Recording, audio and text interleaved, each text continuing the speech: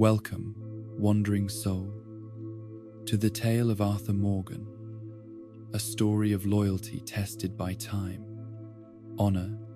discovered through hardship, and redemption found not in grand gestures but in quiet moments of choosing others over oneself.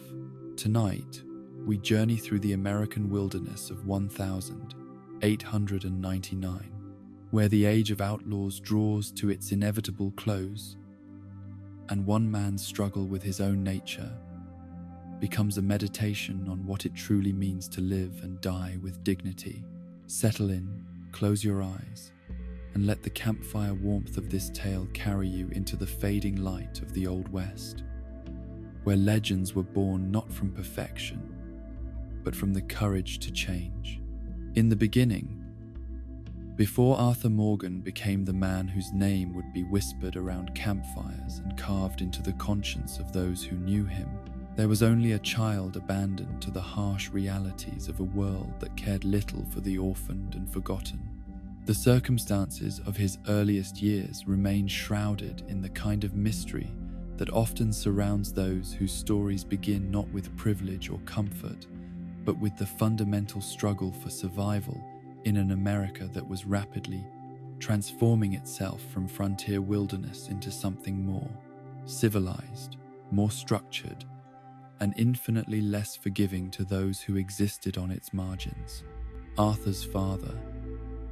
a man whose memory would fade like morning mist from his son's consciousness, vanished from the boy's life when he was still young enough to believe that adults possessed some fundamental reliability,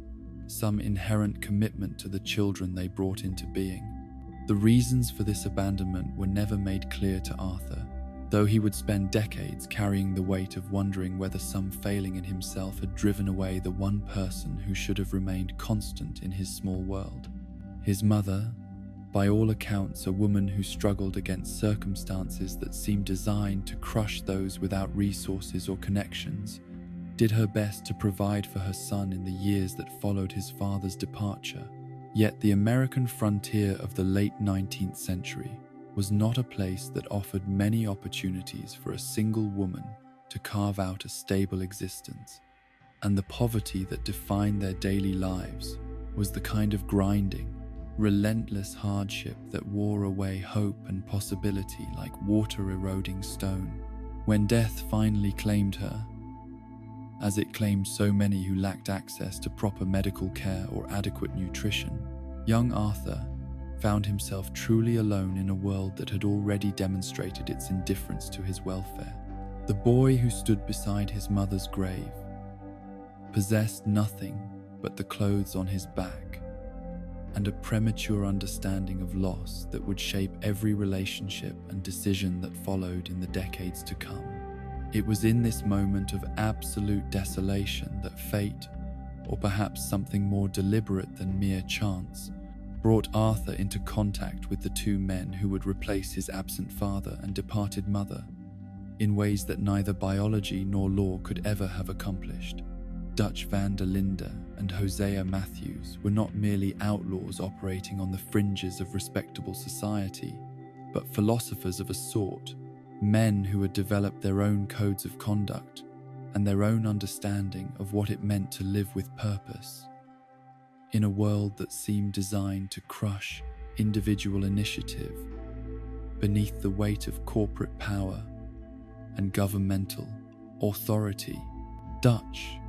with his silver tongue and grand visions of a life lived free from the constraints that bound ordinary men to lives of quiet desperation, saw in the orphaned boy not merely another mouth to feed, but a potential disciple who could be shaped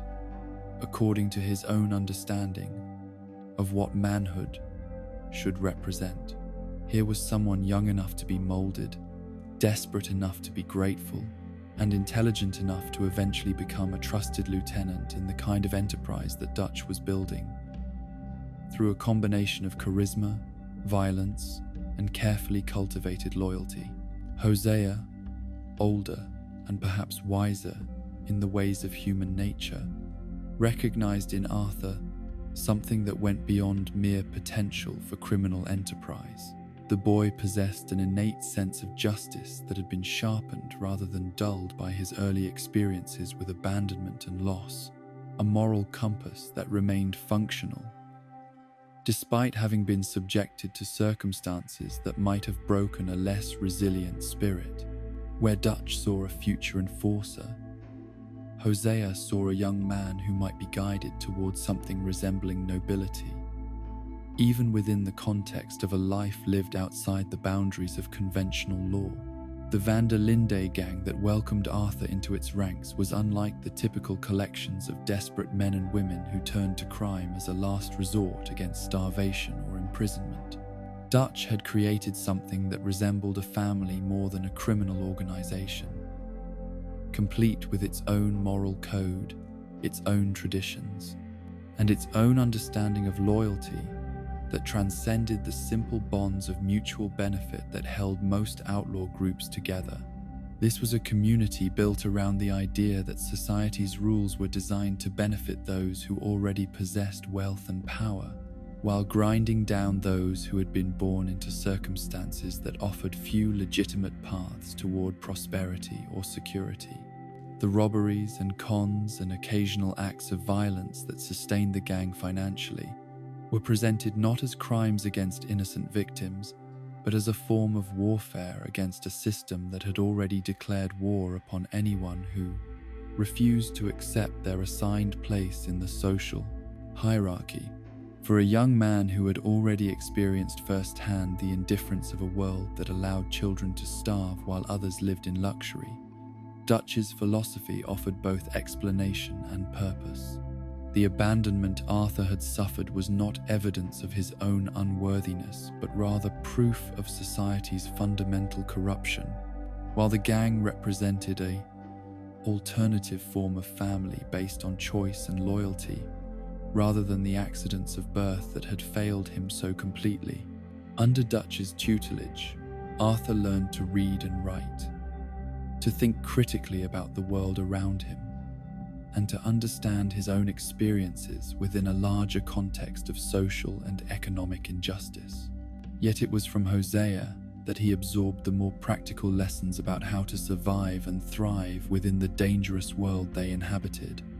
learning the arts of tracking and hunting, the skills necessary for living off the land, and most importantly, the ability to read people and situations with the kind of accuracy that could mean the difference between life and death. The years that followed were perhaps the happiest of Arthur's life, as he found himself part of something larger than his own survival, surrounded by people who genuinely cared about his welfare and who valued his contributions to their shared enterprise. He discovered that he possessed natural talents for the work they did, an ability with firearms that bordered on the supernatural, a gift for planning and executing complex operations, and most importantly, a capacity for inspiring trust and loyalty in others that made him invaluable to Dutch's growing ambitions. Yet even as Arthur thrived within the structure and purpose that the gang provided, he began to experience the first stirrings of desires that extended beyond the boundaries of their outlaw family. The young man who had grown up surrounded by people whose primary relationships were with each other began to wonder what it might be like to build something more personal, more intimate, than even the closest bonds of brotherhood could provide. It was during a period when the gang was operating in the territories west of New Austin that Arthur first encountered Eliza, a waitress whose warmth and genuine kindness offered him a glimpse of what life might be like beyond the constant tension and violence that defined his daily existence. She was young, perhaps too young for the kind of attention that a hardened outlaw twice her age should have been paying her, but there was something in her eyes that suggested she saw past his reputation and his profession to recognize the decent man he still carried within himself. Their relationship developed slowly, carefully, with Arthur making every effort to shield her from the realities of his life, while simultaneously finding himself drawn deeper into dreams of a future that seemed to exist in direct contradiction to everything he had committed himself to within the gang. When she became pregnant, both of them understood that they had reached a crossroads that would require decisions neither was fully prepared to make. Eliza knew who Arthur was, understood the nature of the life he led, and accepted from the beginning that any relationship between them would necessarily exist within constraints that most couples never had to consider. She did not ask him to abandon his chosen family or to give up the only life he had ever known, but neither did she pretend that his continued absence would not exact a cost from both her and the child they would raise together. Arthur, for his part, found himself caught between competing loyalties that seemed impossible to reconcile. The gang had given him everything: purpose, family, identity, and to abandon them would represent a betrayal of people who had invested years in his development and who depended upon his contributions for their own survival. Yet the prospect of having a family of his own, of building something that belonged entirely to him rather than to the collective enterprise that Dutch had created, awakened desires he had not even realized he possessed. The compromise they reached was perhaps inevitable given the circumstances, yet it satisfied neither Arthur's desire to be a proper father nor Eliza's need for a partner who could be present for the daily challenges of raising a child in difficult circumstances. He would visit them when he could, provide financial support when possible, and try to maintain some connection to the boy who bore his name and his features, but he would not abandon the life that had shaped him or the people who had saved him from childhood desolation. Isaac grew up knowing his father primarily as a figure who appeared periodically bearing gifts and stories, staying long enough to create memories before disappearing again into whatever mysterious world occupied his time between visits. The boy possessed his father's intelligence and his mother's gentle nature,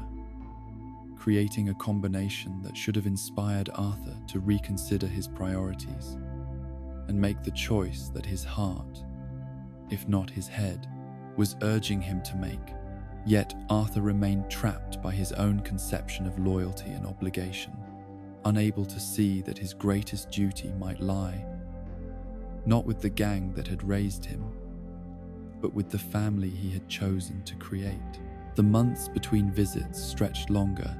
as Dutch's ambitions required increasingly complex operations that took the gang farther from the territories where Eliza and Isaac waited for his return. The morning when Arthur arrived at their small cabin to find 2 crosses marking fresh graves outside their door represented the moment when all his careful rationalizations about divided loyalties and competing obligations collapsed into white dust and ash. The neighbors who had discovered the bodies told a story that was depressingly common in those lawless times. Strangers had come looking for money,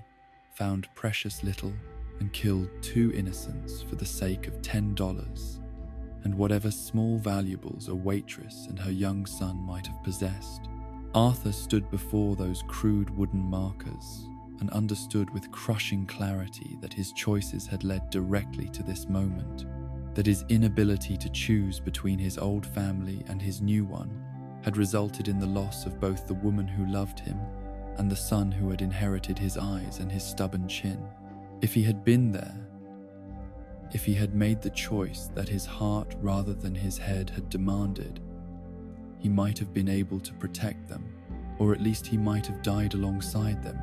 rather than surviving to carry the weight of their deaths. The grief that consumed him in the days and weeks that followed was unlike anything he had experienced since his mother's death, but it was complicated by guilt in ways that childhood loss had not been. This was not simply the pain of absence, but the agony of knowing that his own decisions had created the circumstances that led to tragedy, that different choices might have produced different outcomes, that love had been sacrificed on the altar of a loyalty that suddenly seemed far less noble than it had previously appeared. Yet even in the depths of his mourning, Arthur could not bring himself to abandon the gang or to blame Dutch and the others for deaths that he understood were ultimately the result of his own moral cowardice. Instead, He buried his grief beneath layers of renewed commitment to the outlaw life, throwing himself into the gang's activities with an intensity that concerned even those who had known him longest.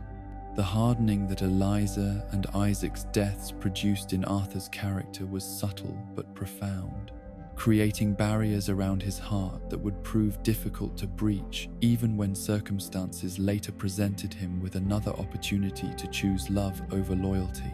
The young man who had once been capable of imagining a different kind of future gradually transformed into someone who viewed such dreams as dangerous illusions that led only to disappointment and loss. When Mary Linton entered his life several years later, Arthur was no longer the hopeful young outlaw who had believed that love and criminal enterprise might somehow coexist. He was older, harder, more committed to the gang that had become not just his family but his identity, and far more suspicious of any emotion or relationship that might threaten the stability he had found within Dutch's carefully constructed alternative to conventional society. Mary was everything that Eliza had not been: educated, sophisticated, born into circumstances that should have made any relationship with an outlaw not merely inadvisable but unthinkable. Yet there was something in Arthur that called to her despite the vast differences in their backgrounds and circumstances, something that suggested the possibility of redemption or transformation that her privileged upbringing had taught her to value above considerations of safety or social propriety. Their courtship was conducted in secret, a series of stolen moments and carefully arranged meetings that allowed them to explore the possibility of a future together, without immediately confronting the fundamental incompatibilities that their different worlds represented. Arthur discovered that he possessed depths of feeling and desire that years of outlaw life had not managed to kill, while Mary found herself drawn to a kind of authenticity and moral courage that the men of her own social class seemed to lack. When Arthur finally proposed marriage, both of them understood that such a union would require sacrifices that neither was certain they were prepared to make. Mary would have to abandon the security and respectability that her family background provided, while Arthur would need to leave behind the only life he had ever known, and the people who had given him everything he valued about himself. The ultimatum that Mary eventually presented was both reasonable and impossible. She would marry him if he would leave the gang and build a legitimate life that would not constantly place them both in danger from law enforcement or rival criminal organizations. For Arthur, this represented not merely a choice between two different lifestyles, but a fundamental betrayal of the people who had saved him from childhood destitution and who continued to depend upon his contributions to their shared survival. The decision he made, or perhaps the decision he was unable to make, cost him the second great love of his life, while simultaneously reinforcing his commitment to a path that was already beginning to show signs of leading toward inevitable tragedy. Mary's departure from his life left him more isolated within the gang structure than ever before, more dependent upon Dutch's approval, and more committed to a vision of loyalty that was slowly revealing itself to be a form of spiritual imprisonment. The young man who had once dreamed of building something of his own gradually transformed into someone whose identity was entirely wrapped up in his role within Dutch's grand design, whose sense of self-worth depended entirely upon his usefulness to the collective enterprise, and whose capacity for independent moral judgment had been gradually eroded by years of accepting that Dutch's vision of right and wrong represented the only alternative to a corrupt and oppressive social order. By the time the events that would define Arthur's final years began to unfold, he had become exactly what Dutch had always intended him to become: a perfect lieutenant, whose loyalty was absolute, whose capabilities were formidable, and whose capacity for questioning the fundamental premises of their shared life had been thoroughly suppressed. Yet beneath this surface perfection lay the accumulated weight of choices not made, love sacrificed, and possibilities abandoned in service of a loyalty that was about to be tested in ways that neither Arthur nor Dutch could have anticipated. The foundation of Arthur Morgan's character had been laid not in moments of triumph or success, but in experiences of loss and abandonment that taught him to value loyalty above all other virtues, while simultaneously making him vulnerable to the kind of manipulation that Dutch van der Linde had elevated to an art form. The man who would eventually discover redemption through sacrifice had first to journey through decades of compromise and moral confusion that would strip away everything he thought he knew about himself and the world he inhabited. The weight of loyalty that settled upon Arthur Morgan's shoulders in the years following his personal tragedies was not the simple burden of obligation that binds most men to their chosen paths, but something far more complex and consuming, a form of spiritual imprisonment that disguised itself as virtue, while gradually eroding the very qualities that had once made such loyalty worthy of respect. The man who emerged from the ashes of his losses with Eliza and Mary was fundamentally altered, his capacity for independent moral judgment compromised by grief, and his understanding of himself increasingly defined by his usefulness to Dutch van der Linde's grand vision of outlaw nobility. The Blackwater massacre that preceded the events which would ultimately define Arthur's final chapter represented both the culmination of Dutch's philosophical evolution and the beginning of its transformation into something darker and more dangerous than anyone in the gang had anticipated. What had begun as carefully planned operations designed to redistribute wealth from those who possessed it in abundance to those who needed it for survival had gradually evolved into something that resembled warfare more than simple criminal enterprise. The ferry job in Blackwater was supposed to represent the kind of score that would allow the gang to disappear into comfortable obscurity,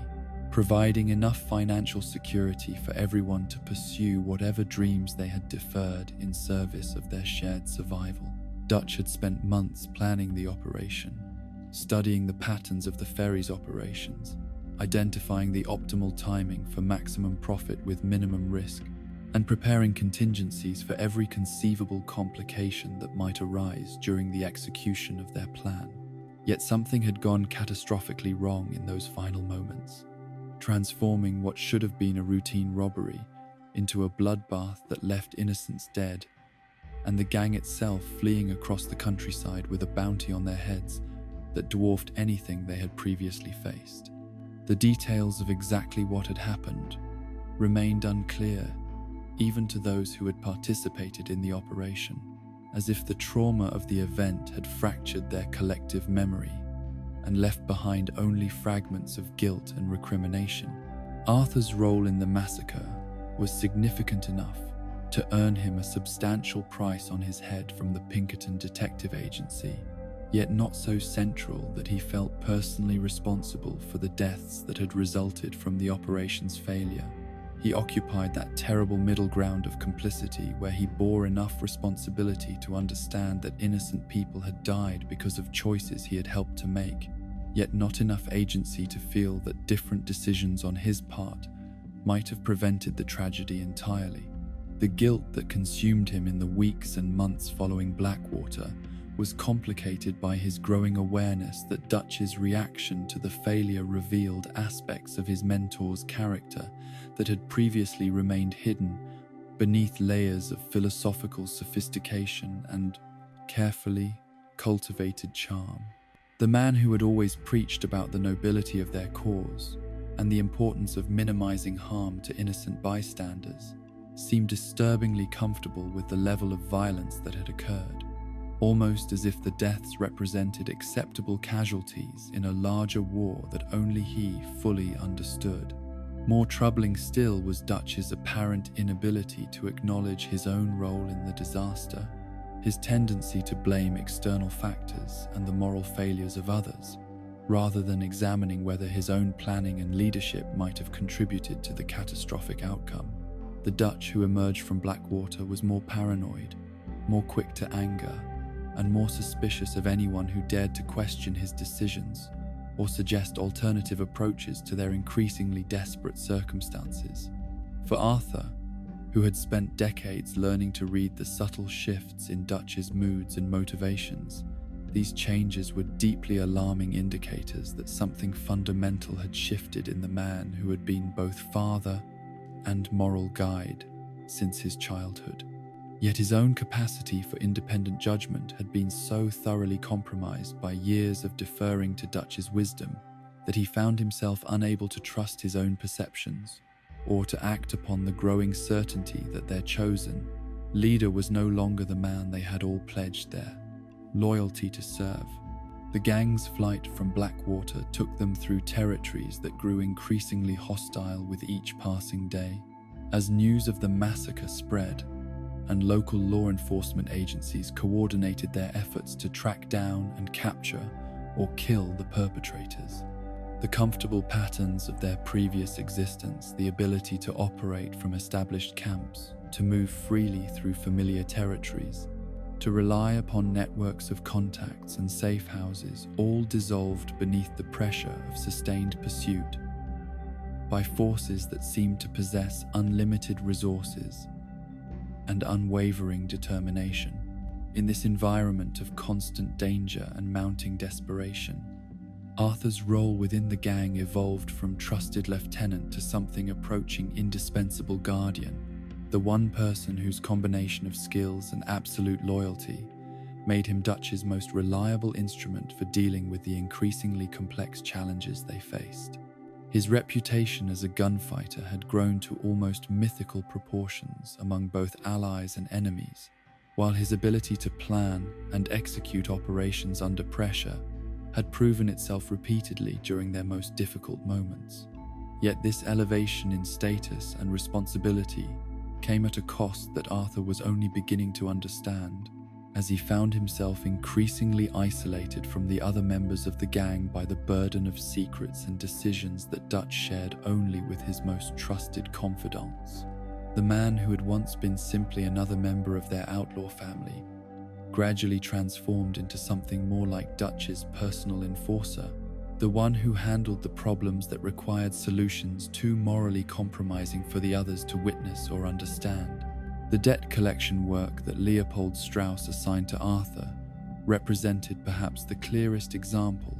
of how far the gang's activities had diverged from the noble principles that Dutch continued to espouse in his philosophical moments around the campfire. The people who found themselves unable to repay the money they had borrowed from Strauss were not the wealthy oppressors that Dutch's rhetoric identified as their natural enemies, but desperate individuals whose circumstances had forced them to accept terms that were designed to be impossible to fulfill. Arthur's visits to these debtors were exercises in moral contradiction that forced him to confront the growing gap between Dutch's grand theories about justice and redistribution and the ugly realities of how their gang actually sustained itself financially. The sick man from whom he collected payments while battling his own tuberculosis symptoms represented only the most obvious example of how their survival had come to depend upon the exploitation of people who were, in many ways, more vulnerable than they were themselves. The tuberculosis that Arthur contracted during one of these collection visits was not merely a disease, but a form of cosmic justice that seemed to emerge directly from the moral compromises he had made in service of loyalty that was, revealing itself to be increasingly misplaced.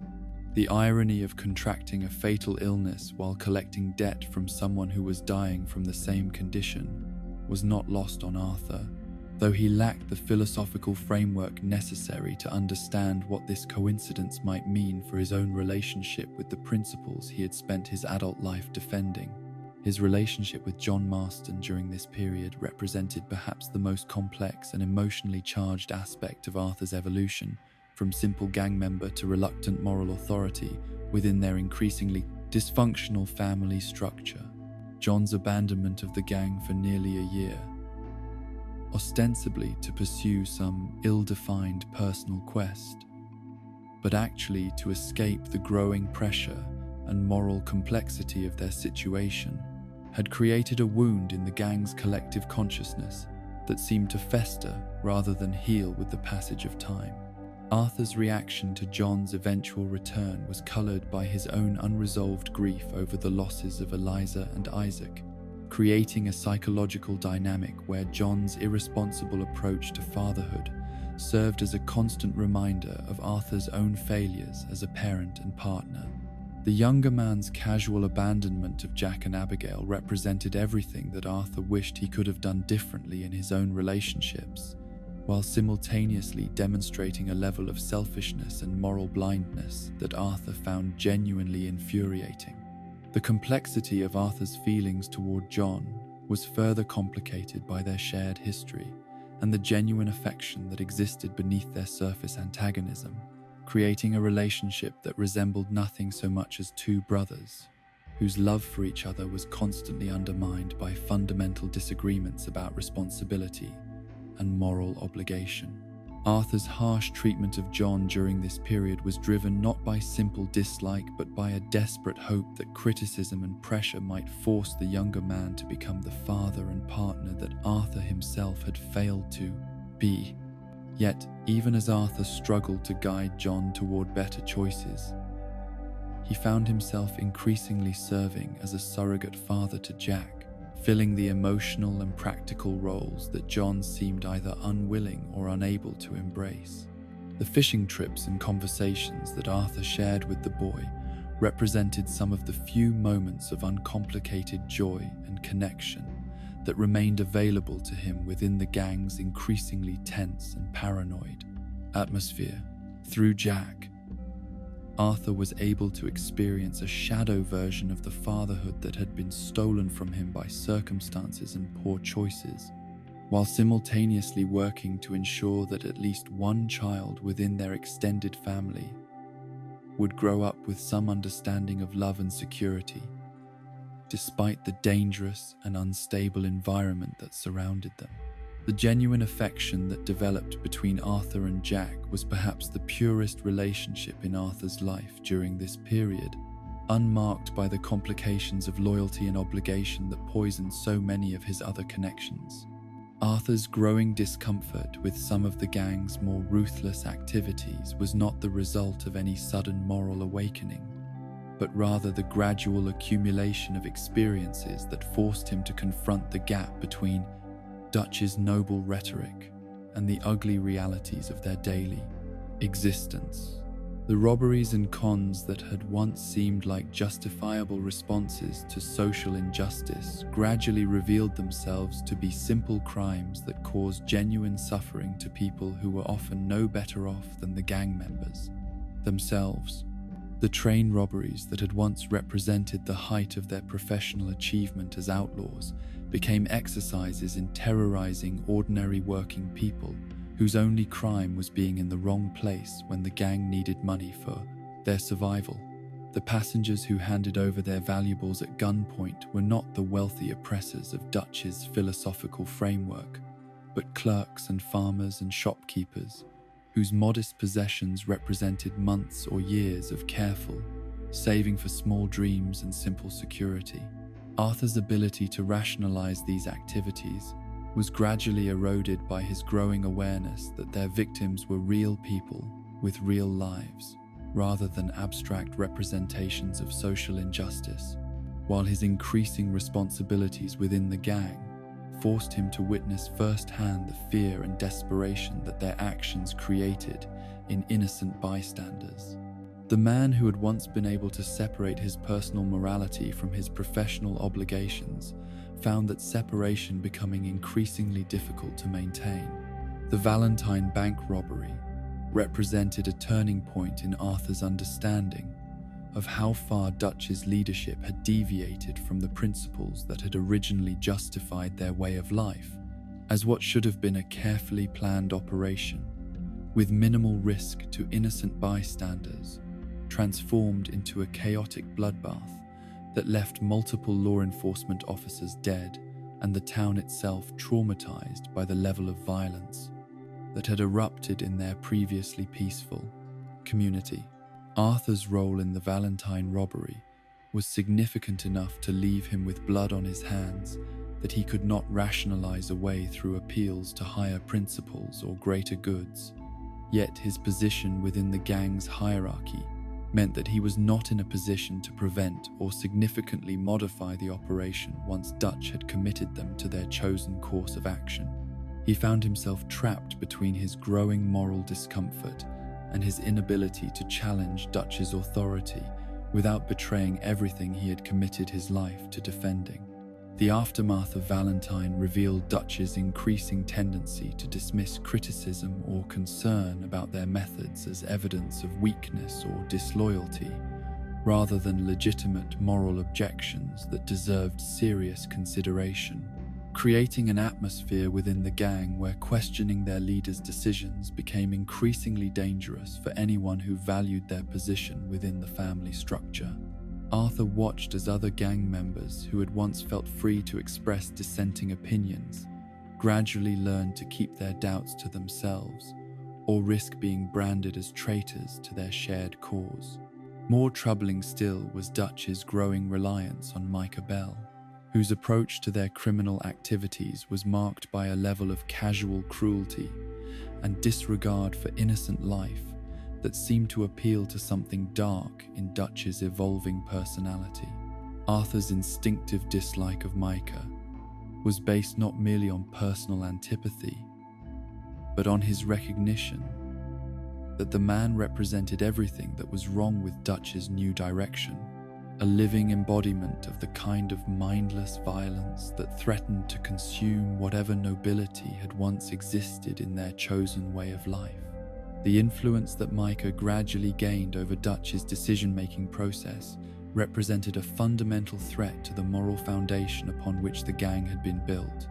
as his philosophy of pure self-interest and survival at any cost directly contradicted the principles of loyalty and mutual responsibility that had previously held their community together.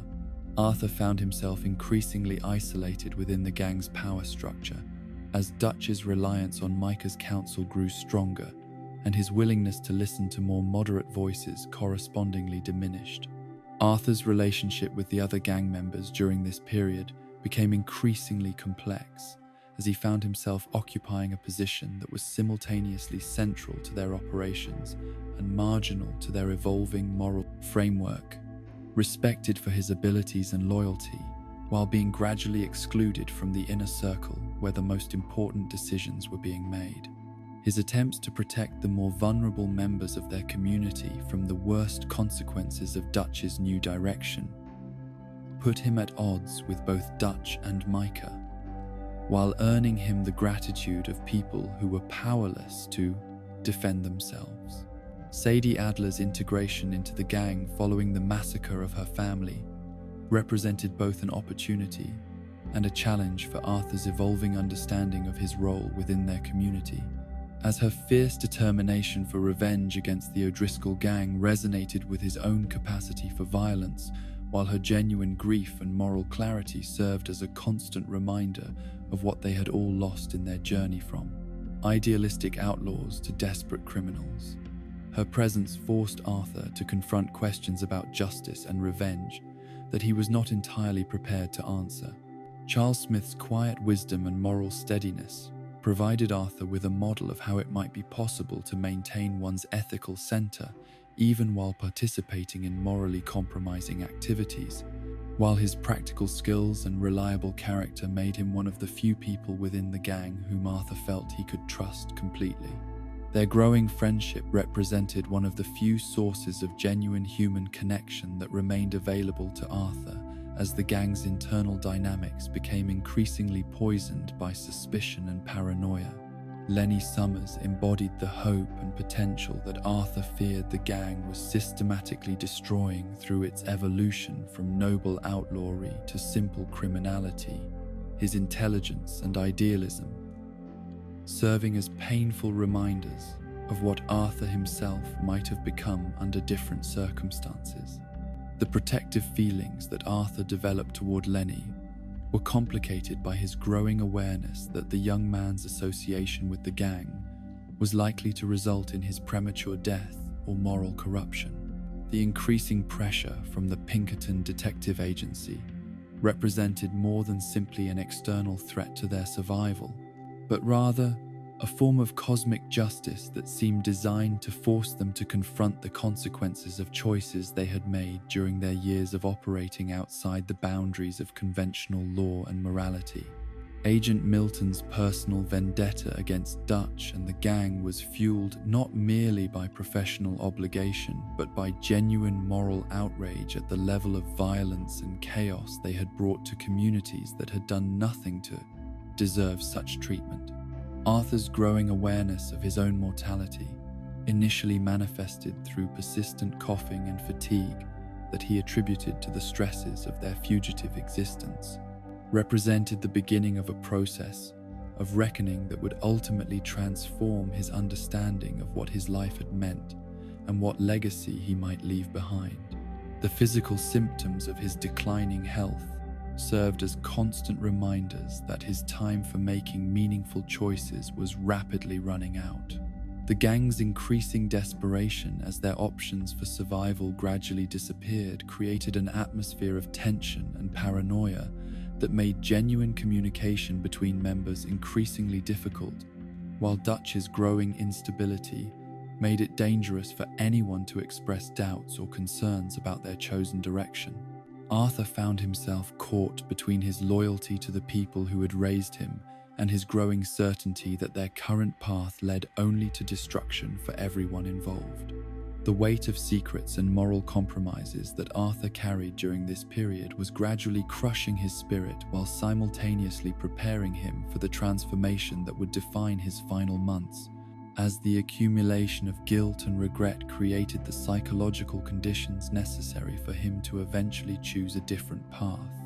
The man who had spent decades defining himself through his loyalty to Dutch and the gang was slowly discovering that true loyalty might require him to save his chosen family from the consequences of their leader's increasingly destructive décision. The irony of Arthur's position was that his very faithfulness to the principles that Dutch had taught him was gradually forcing him to recognize how far their leader had strayed from those same ideals, creating a crisis of loyalty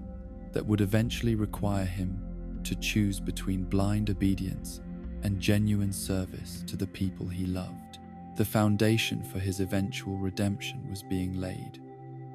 not through any sudden moral awakening, but through the slow accumulation of experiences that forced him to confront the gap between the life he had chosen to live and the man he had originally hoped to become. The seeds of doubt that began to sprout in Arthur Morgan's consciousness during the months following their desperate flight from Blackwater were not the sudden flowering of moral awakening that might characterize a simpler tale of redemption, but rather the gradual and often painful process by which a man who had spent decades accepting the wisdom of others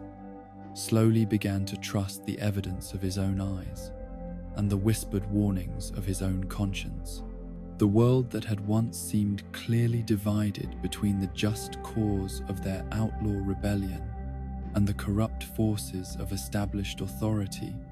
was revealing itself to be far more complex and morally ambiguous than Dutch's passionate, allly ambiguous speeches had ever acknowledged. The failed train robbery that marked the beginning of Arthur's most serious doubts about their chosen path was conceived and executed according to the same principles that had guided their most successful operations in years past. Yet something fundamental had shifted in the context within which such activities took place. The railroad companies that had once represented legitimate targets for their redistributive justice had gradually transformed in Arthur's understanding from abstract symbols of corporate oppression into complex organizations that employed thousands of ordinary working people whose livelihoods depended upon the smooth functioning of the very systems that the gang was systematically disrupting. The passengers aboard the train that Arthur and the others robbed with such professional efficiency were not the wealthy industrialists and corrupt politicians of Dutch's rhetorical framework, but farmers and shopkeepers and clerks, whose modest possessions represented their only buffer against the kind of destitution that Arthur himself had known as a child. The fear in their eyes as they handed over their watches and jewelry was not the righteous terror of oppressors confronting justice, but the simple human panic of ordinary people caught in circumstances beyond their control or understanding. More troubling still was the casual violence with which some of the gang members, particularly those who had joined their ranks more recently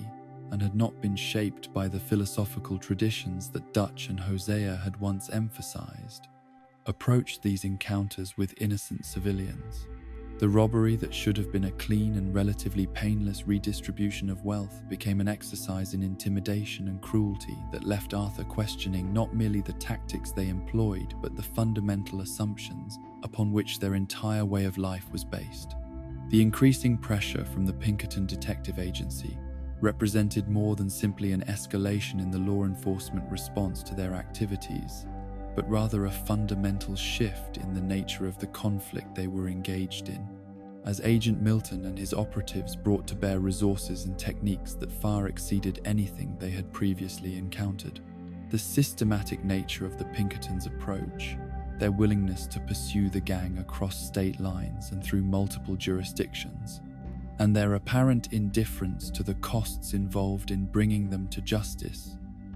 suggested that they were no longer dealing with the kind of local law enforcement that could be evaded through superior mobility and careful planning. Arthur's growing awareness of the sophistication and determination of their pursuers was complicated by his recognition that the Pinkertons' methods, while more systematic and better funded than those of local sheriffs and marshals, were not fundamentally different from the gang's own approach to problem solving. Both sides employed violence as a primary tool for achieving their objectives. Both showed little concern for the welfare of innocent bystanders who happened to be caught in the middle of their conflict, and both justified their actions through appeals to higher principles that seemed increasingly hollow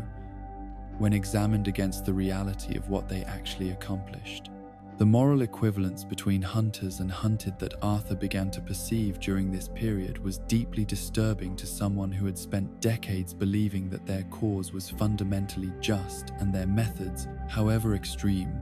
were justified by the nobility of their ultimate goals. The recognition that they might be simply another group of violent criminals whose philosophical pretensions served primarily to make their crimes more palatable to themselves represented a form of spiritual crisis that threatened to undermine everything Arthur had built his adult identity upon. Dutch's reaction to the increasing pressure from law enforcement agencies revealed aspects of his character that Arthur had either failed to notice during their earlier years together or had chosen to ignore in service of maintaining his faith in their shared mission. The man who had once preached about the importance of minimizing harm to innocent people and avoiding unnecessary violence was displaying an increasing willingness to escalate conflicts, even when peaceful solutions remained available, as if the very fact of being pursued had awakened something primitive and aggressive in his nature that his philosophical sophistication could no longer contain. The paranoia that began to characterize Dutch's decision-making process during this period was not simply the rational caution of an experienced criminal who understood the dangers of their situation, but something deeper and more troubling that seemed to distort his perception of both enemies and allies in ways that made effective leadership increasingly difficult. The trust that had once bound the gang together as a family was gradually eroding as Dutch's suspicions extended to include even long-time members whose loyalty had never previously been questioned. Arthur's position within this increasingly dysfunctional family structure was particularly difficult, as his reputation as Dutch's most reliable lieutenant made him a natural target for the suspicions of newer gang members who resented his influence, while his growing doubts about Dutch's judgment put him at odds with the leader whose approval had been the cornerstone of his self-worth for decades. The isolation he experienced during this period was not merely physical, though the constant movement and need for secrecy certainly contributed to his sense of disconnection, but psychological and spiritual as well. The gang's flight through the heartlands of America took them through territories that should have been familiar and welcoming, given their years of experience in operating throughout the region.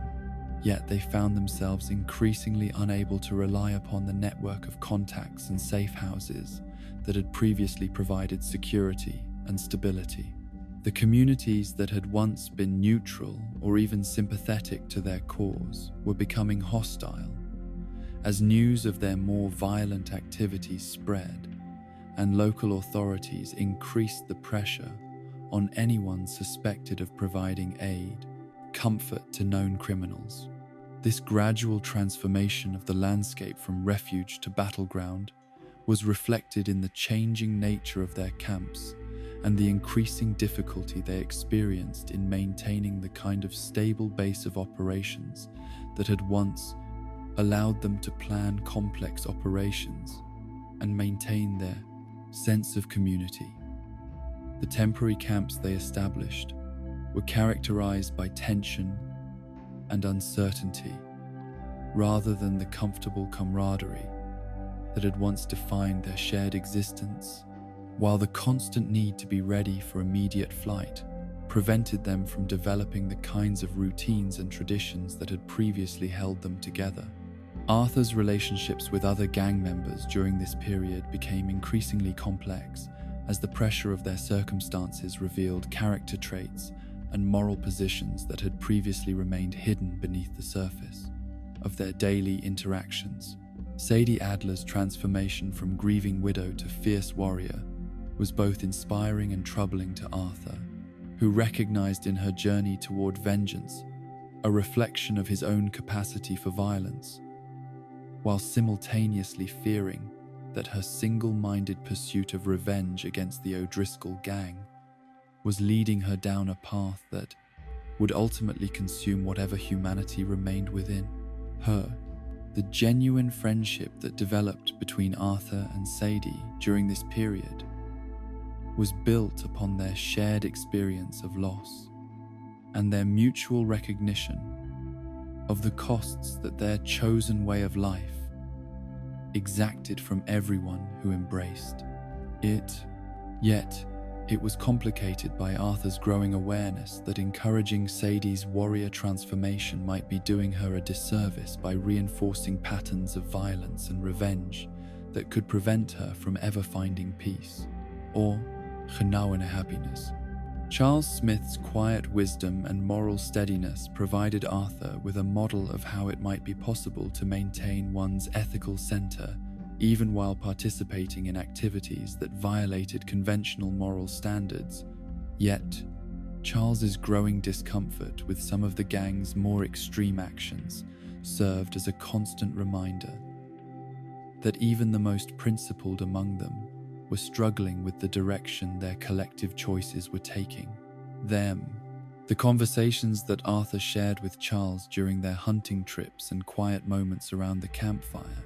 became increasingly precious to him as sources of genuine human connection that were not compromised by the political dynamics and moral contradictions that poisoned so many of his other relationships within the gang. Charles's Native American perspective on the conflicts between different ways of life provided Arthur with insights into the historical forces that were shaping their contemporary struggles, while his practical wisdom about survival and adaptation offered guidance that went beyond the immediate tactical concerns that dominated most of their daily discussions.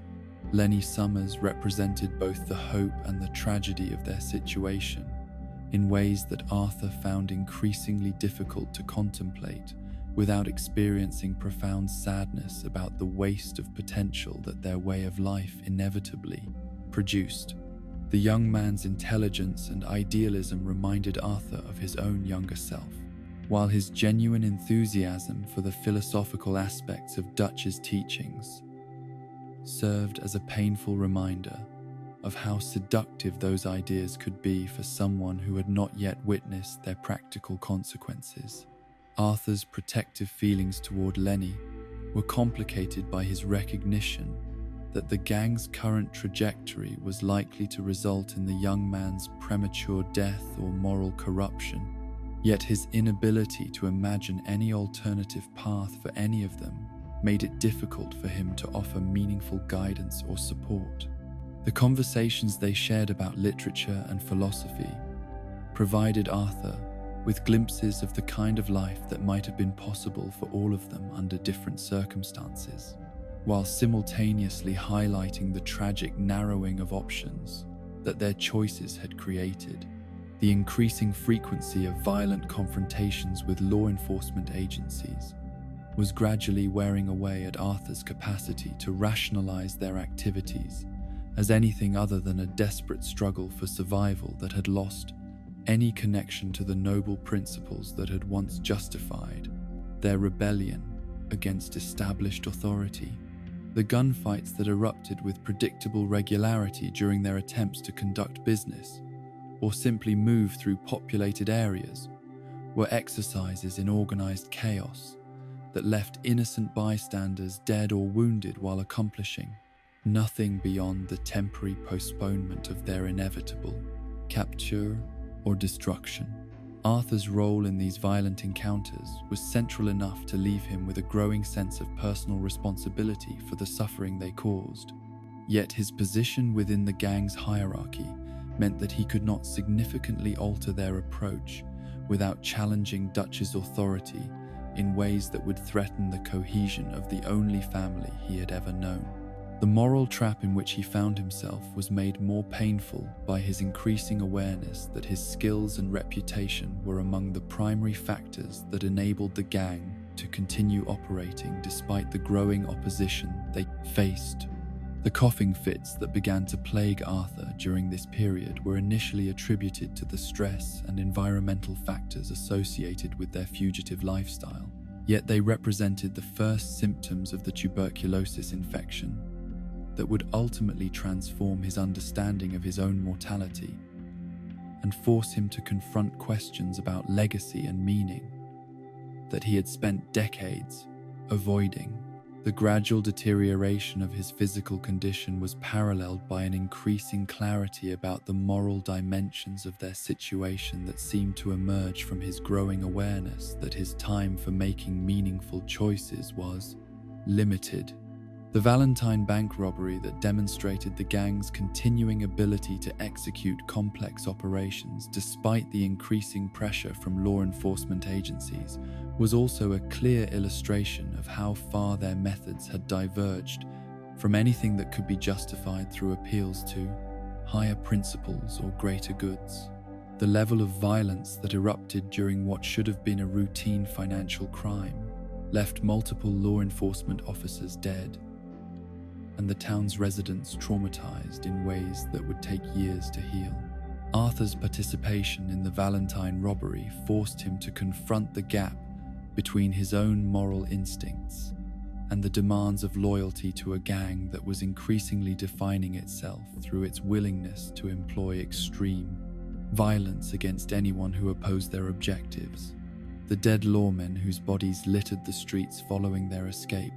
were not corrupt representatives of an unjust system, but ordinary working men whose primary crime had been attempting to protect their community from the kind of chaos and destruction that the gang's presence inevitably brought.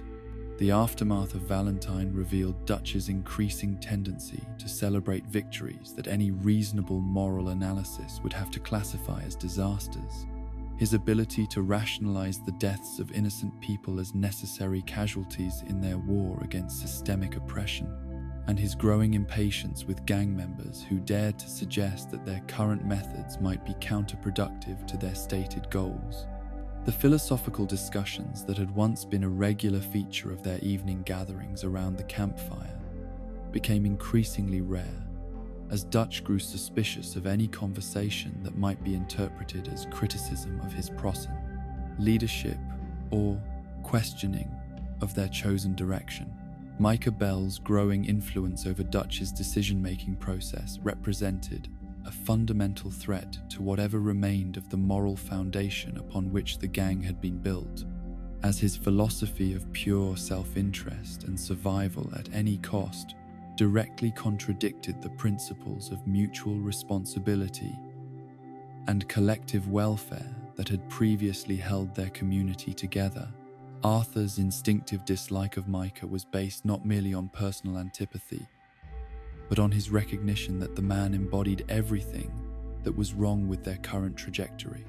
The subtle ways in which Micah worked to isolate Dutch from other sources of counsel and advice demonstrated a level of political sophistication that Arthur found deeply troubling, particularly given that the man's ultimate objectives seemed to have more to do with personal aggrandizement than any genuine commitment to the gang's collective welfare.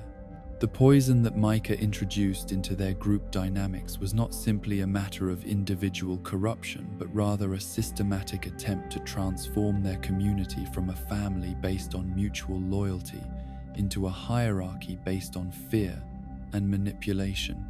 Arthur's attempts to counter Micah's influence were hampered by his own lack of political sophistication and his deep-seated reluctance to engage in the kind of manipulative behavior that seemed necessary for success in such paying contests. The straightforward loyalty and honest communication that had served him well in his relationships with Dutch and the other gang members were proving inadequate for dealing with someone who viewed every interaction as an opportunity to advance his own interests at the expense of others. The growing tension between Arthur and Micah was not simply a personality conflict, but rather a fundamental disagreement about what the gang should be and what principles should guide their actions, a conflict that was made more dangerous by Dutch's apparent inability or unwillingness to recognize the destructive nature of Micah's influence on their collective decision-making process. The increasing frequency of situations where Arthur found himself forced to choose between open confrontation with Micah and silent acquiescence to decisions he knew were wrong created a level of internal stress that was gradually eroding his capacity to function effectively within the group. The isolation that Arthur experienced during this period was not merely a result of external pressure from law enforcement agencies, but also a consequence of the internal dynamics that were gradually destroying the bonds of trust and mutual respect that had once held the gang together as a genuine community. The man who had once been at the center of their social network was finding himself increasingly marginalized by political currents that he did not fully understand and was not well equipped to navigate. The physical symptoms of his advancing tuberculosis were beginning to manifest in ways that could no longer be attributed to temporary stress or environmental factors. Yet, Arthur's reluctance to acknowledge the severity of his condition was driven not merely by denial, but by his recognition that any sign of weakness on his part would be exploited by those who sought to diminish his influence within the gang. The coughing fits that interrupted his speech during important conversations, the fatigue that made it difficult for him to maintain his usual level of activity, and the occasional bloody sputum that he carefully concealed from others were all harbingers of a reckoning that he was not yet prepared to face. The irony of Arthur's situation was that his growing awareness of his own mortality was gradually clarifying his understanding of what really mattered in life, while simultaneously making it increasingly difficult for him to act upon that understanding within the constraints of his existing relationships and obligations. The man who was beginning to understand that true loyalty might require him to save his chosen family from the consequences of their current trajectory was also discovering that his capacity to influence their direction was diminishing just when such influence was most desperately needed. The seeds of doubt that had been planted during the aftermath of Blackwater were growing into a forest of moral uncertainty that threatened to overwhelm Arthur's capacity to function effectively within the gang's increasingly dysfunctional structure.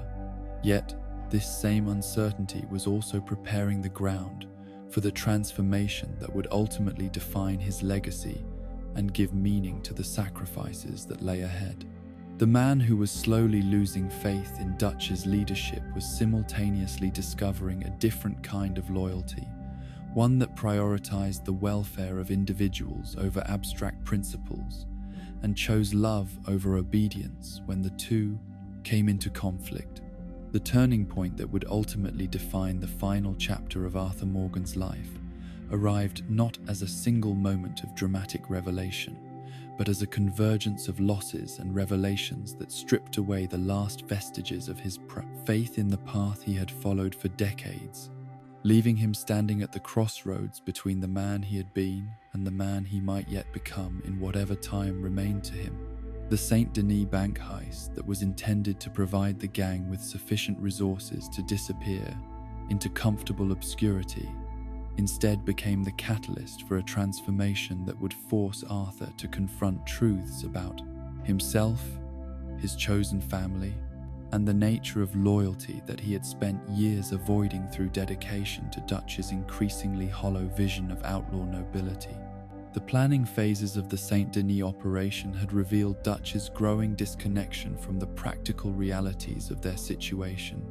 as his grandiose schemes for financial liberation became increasingly divorced from careful analysis of risks and potential complications that any experienced criminal should have anticipated and prepared for accordingly. The bank that Dutch had selected as their target was not the poorly defended frontier institution that their previous successes had taught them to prefer, but rather a modern financial fortress in the heart of a major city where law enforcement response times were measured in minutes rather than hours, and escape routes were limited by urban geography that offered few alternatives to the main thoroughfares that could easily be blocked or monitored. Arthur's attempts to raise these concerns during the planning meetings were dismissed by Dutch with the kind of impatient condescension that had become characteristic of his response to any suggestion that his judgment might be flawed or his understanding of their situation incomplete, while Micah's enthusiastic endorsement of the operation served to reinforce Dutch's confidence in a plan that more experienced gang members recognized as dangerously optimistic. The dynamic that had developed between Dutch and his newest lieutenant was revealing itself to be not merely politically problematic but operationally catastrophic, as Micah's influence consistently pushed their leader toward increasingly reckless decisions. Hosea's participation in the Saint Denis job was motivated not by confidence in its success, but by his recognition that open opposition to Dutch's plan would likely result in his complete marginalization within the gang's power structure, leaving him unable to provide even the limited moderating influence that his decades of experience and hard-won wisdom might otherwise contribute to their increasingly desperate circumstances. The old man's private conversations with Arthur during the days preceding the robbery revealed his deep pessimism about their current trajectory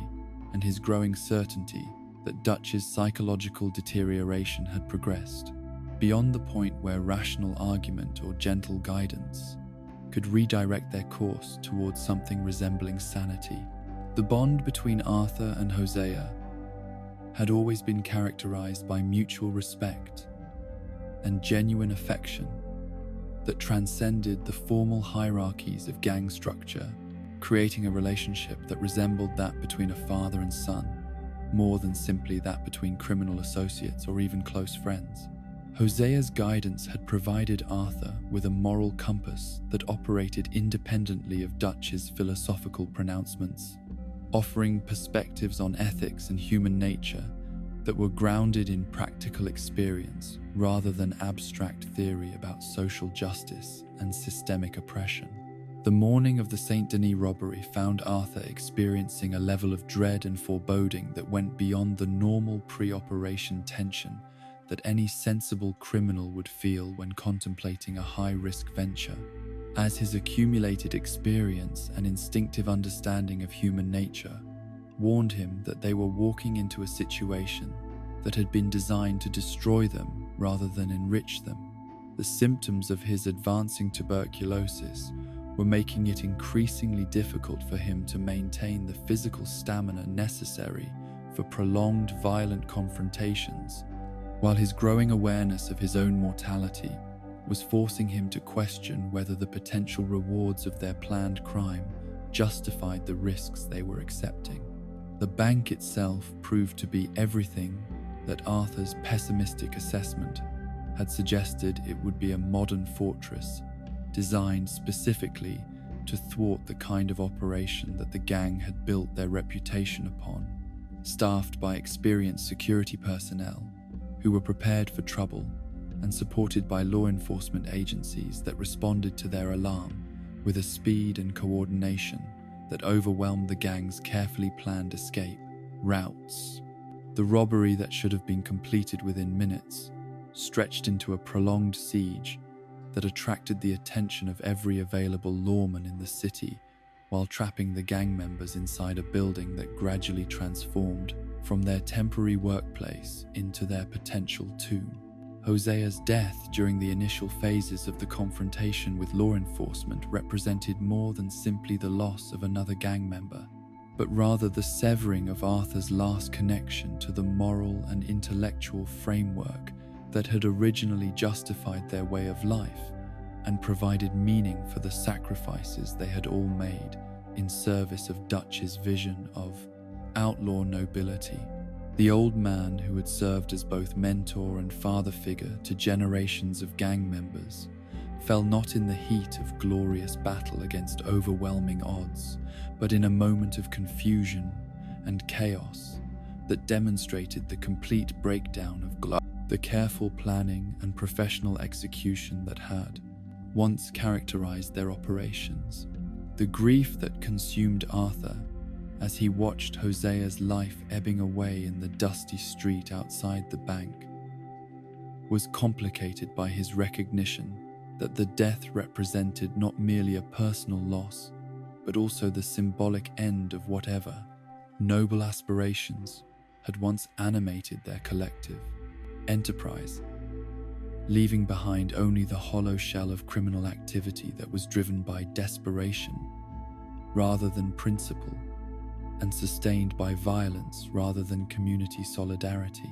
The man who had taught him to read and think critically about the world around him was gone, and with him disappeared the last restraining influence upon Dutch's increasingly erratic behavior. The capture and imprisonment that followed the gang's failed escape from St. Denis marked the beginning of Arthur's most profound psychological transformation, as the enforced separation from his chosen family and the constant proximity to death created conditions for introspection and moral evaluation that his previous life had never allowed or encouraged. The chains that bound him in the Guarma prison were not merely physical restraints, but symbols of the spiritual bondage that had characterized his entire adult existence. As he began to understand for the first time how completely his identity had been subsumed into Dutch's grand design for their collective destiny, the island of Guarma itself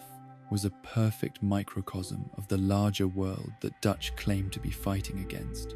complete with its own systems of oppression and exploitation that reduced human beings to simple economic units whose suffering was justified by abstract principles about progress and civilization that bore no relationship to the actual experiences of those who bore the costs of such development. The sugar plantation that dominated the island's economy was built upon the same foundation of violence and coercion that characterized the industrial enterprises that Dutch rhetorically opposed, yet his response to their situation revealed how thoroughly he had internalized the very attitudes and methods that he claimed to despise. Dutch's behavior during their time on Guarma demonstrated beyond any reasonable doubt that his philosophical opposition to systematic oppression was purely theoretical, as he displayed no hesitation in employing the same tactics of manipulation and violence against the island's inhabitants that he condemned when they were used by governments and corporations against people like themselves. The man who had spent decades preaching about the importance of protecting the innocent and fighting for justice revealed himself to be perfectly willing to sacrifice the welfare of strangers for the sake of his own survival and that of his immediate followers. Arthur's growing horror at Dutch's actions during their island exile was intensified by his recognition that this was not some temporary aberration brought on by extreme circumstances, but rather the logical culmination of attitudes and tendencies that had been developing for years beneath the surface of philosophical sophistication and revolutionary rhetoric. The man who was casually ordering the deaths of people whose only crime was being in the wrong place at the wrong time was the same person who had rescued Arthur from childhood destitution and taught him to value loyalty and brotherhood above material comfort or social respectability. The psychological pressure of witnessing Dutch's transformation while being powerless to prevent or significantly influence it was compounded by Arthur's growing awareness of his own physical deterioration, as the tropical climate and poor prison conditions accelerated the progression of his tuberculosis in ways that made it impossible for him to continue ignoring or rationalizing away the symptoms that had been gradually accumulating over the previous months. The coughing fits that had once been occasional inconveniences became constant reminders of his mortality, while the blood that increasingly accompanied his expectoration served as undeniable evidence that his time for making meaningful choices was rapidly running out. The escape from Guarma that Dutch orchestrated through a combination of violence and manipulation left dozens of innocent people dead, while accomplishing nothing more than the temporary liberation of a handful of criminals whose continued freedom would likely result in even more suffering for the communities they would inevitably victimize during their future operations. The boat that carried them away from the island was loaded not merely with their physical bodies, but with the accumulated weight of moral compromises that had transformed them from noble outlaws into simple predators whose justifications had become increasingly hollow and self-serving. The return journey to America provided Arthur with extended opportunities for reflection and evaluation that gradually clarified his understanding of how far their collective choices had deviated from anything that could be justified through appeals to higher principles or greater goods, while simultaneously forcing him to confront the question of what, if anything, could be done to salvage some meaning from the wreckage of their shared enterprise. The man who had spent decades defining himself through his loyalty to Dutch and the gang was slowly discovering that true loyalty might require him to oppose the very people he had devoted his life to serving.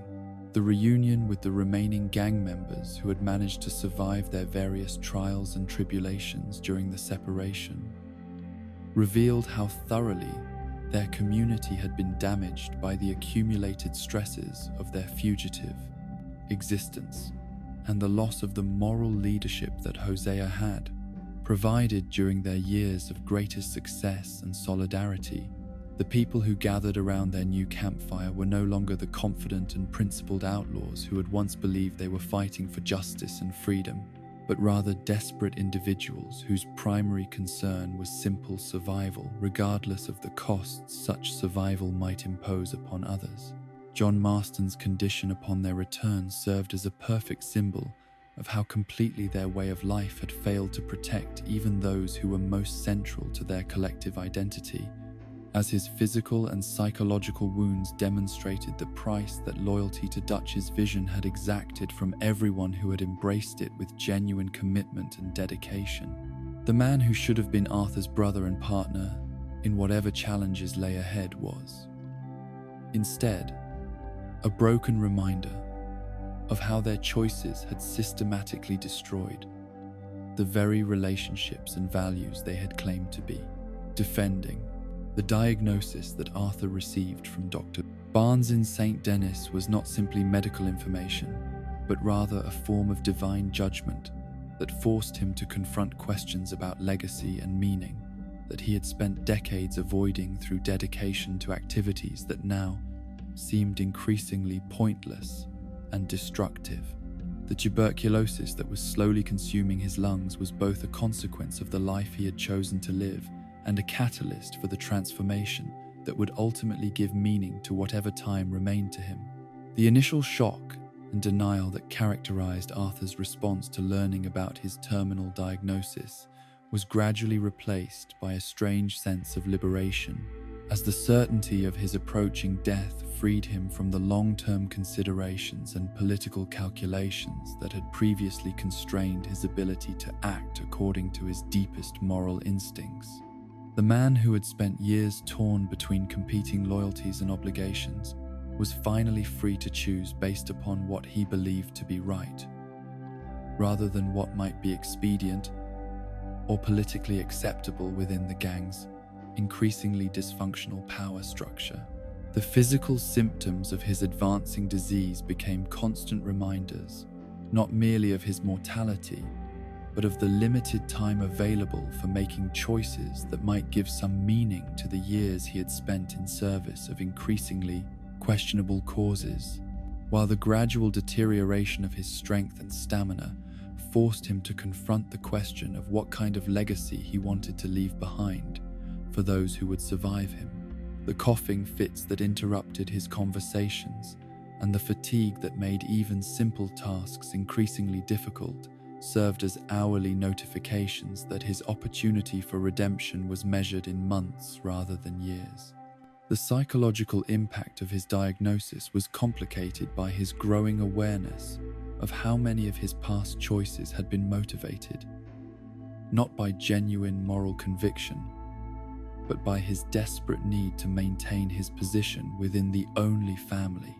he had ever known, creating a form of spiritual crisis that threatened to overwhelm his capacity to function effectively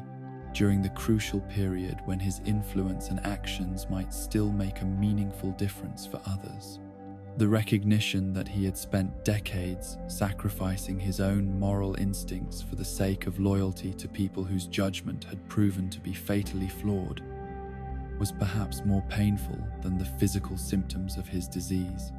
Dutch's reaction to Arthur's illness revealed the extent to which their leader's capacity for genuine human empathy had been eroded by years of treating people as instruments for achieving abstract objectives rather than individuals whose welfare deserved consideration independent of their usefulness to his grand design. The man who should have responded to Arthur's diagnosis with compassion and support instead displayed a cold calculation about how his lieutenant's declining health might affect their operational capabilities and strategic planning. The growing tension between Arthur and Dutch during the weeks following their return from Guarma was not simply the result of disagreements about tactics or strategy, but rather a fundamental conflict between two completely different understandings of what their relationships and obligations to each other should represent. With Arthur's growing emphasis on individual welfare and moral responsibility, clashing directly with Dutch's continued commitment to abstract principles that justified any sacrifice in service of their supposed higher purpose.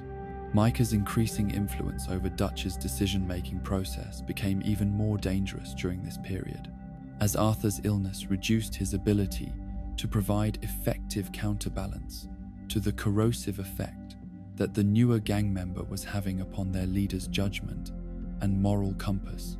The political dynamics that had always characterized their group's internal relationships were becoming increasingly poisonous, as Dutch's paranoia and Micah's manipulative skills combined to create an atmosphere where loyalty was measured not by years of service and sacrifice, but by willingness to endorse whatever course of action their leader favored at any given moment. The isolation that Arthur experienced during this period was not merely physical,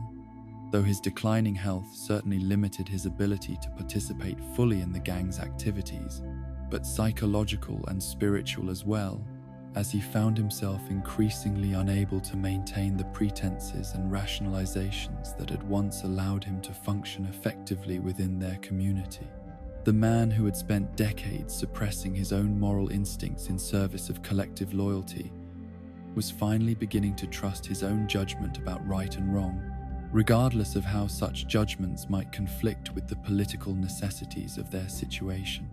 The coughing fits that grew more frequent and severe with each passing week served as constant reminders that his time for making meaningful choices was rapidly diminishing, while the blood that increasingly accompanied his expectoration provided undeniable evidence that his body was systematically failing him just when his clarity of purpose was finally beginning to emerge from decades of confusion and moral compromise. The irony of his situation was both cruel and perfect. He was finally beginning to understand what kind of man he wanted to be, just as his capacity for action was being systematically eroded by forces beyond his control.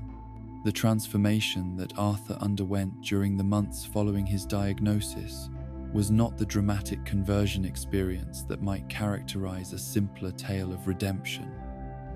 but rather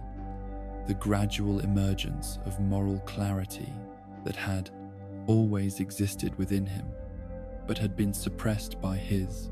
desperate need for acceptance and belonging within the only family he had ever known.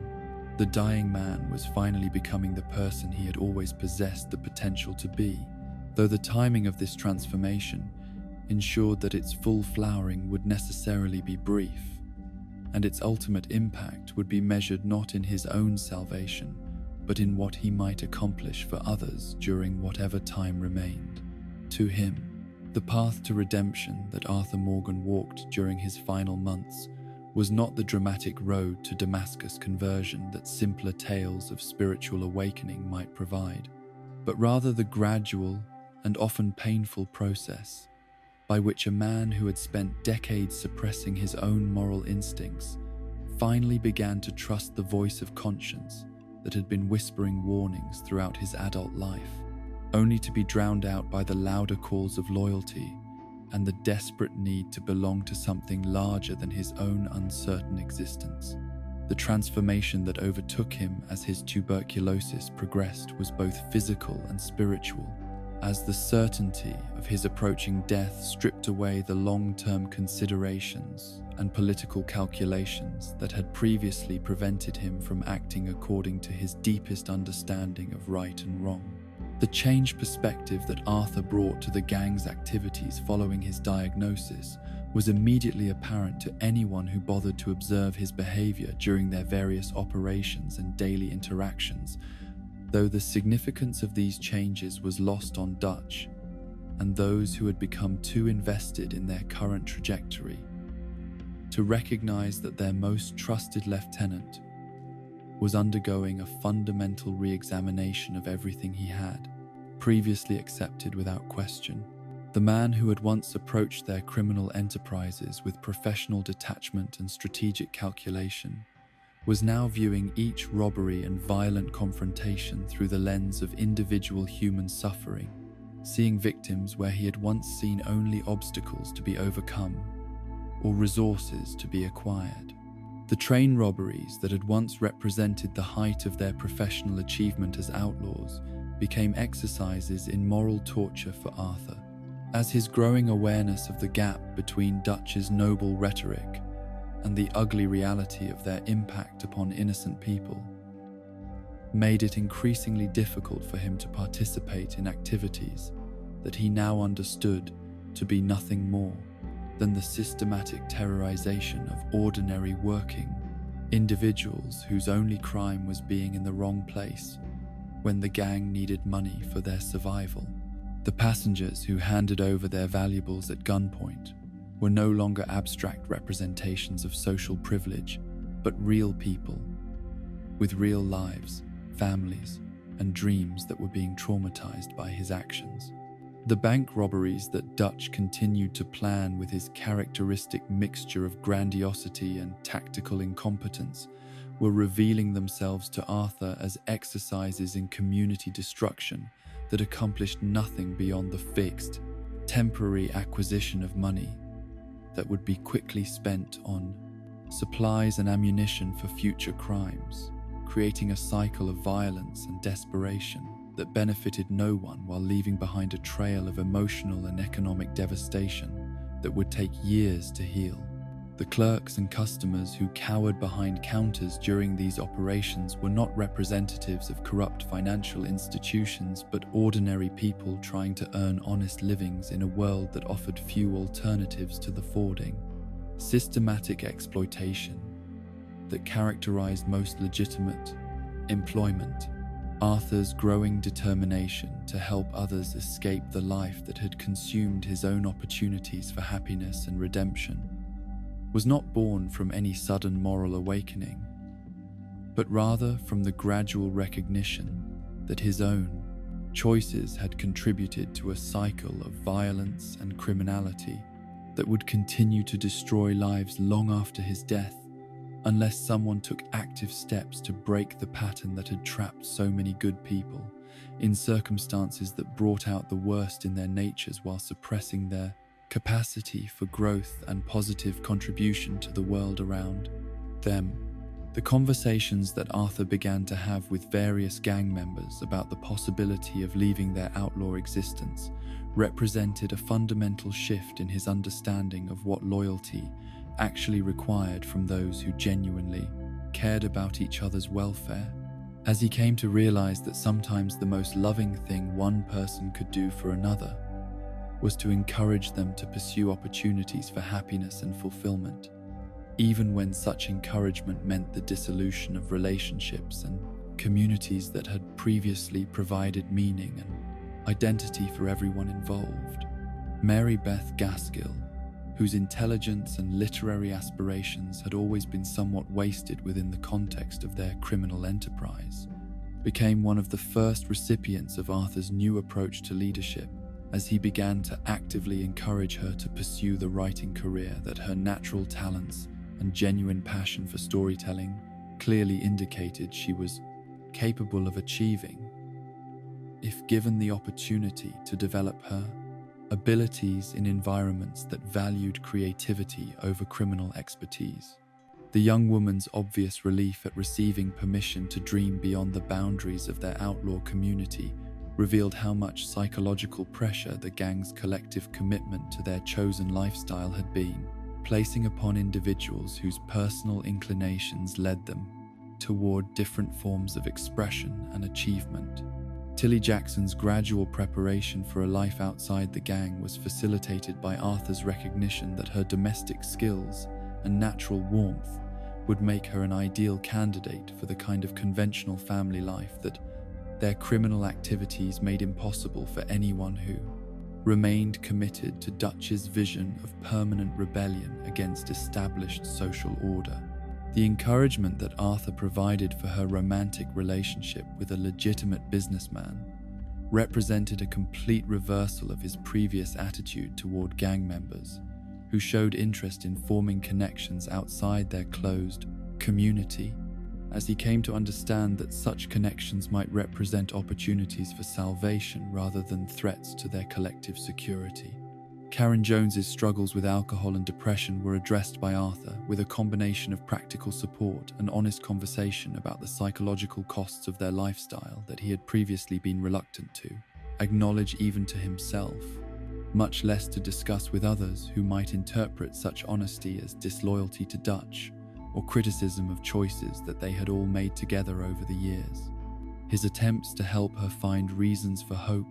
and purposes for living beyond their shared criminal enterprise represented a form of emotional generosity that had been largely absent from his interactions with other gang members during his earlier years as Dutch's enforcer and primary lieutenant. The women of the gang had always occupied a somewhat marginal position within their community, despite their obvious intelligence and valuable contributions to their collective survival, as Dutch's philosophical framework had never fully addressed the question of how his vision of outlaw nobility should account for gender differences. or provide meaningful roles for individuals whose primary talents lay in areas other than violence and intimidation. Arthur's growing emphasis on helping these women find paths toward independence and legitimate achievement represented both a recognition of their individual worth and an implicit criticism of the gang's failure to provide them with opportunities for personal growth and fulfillment. Susan Grimshaw's evolution from strict disciplinarian to protective mother figure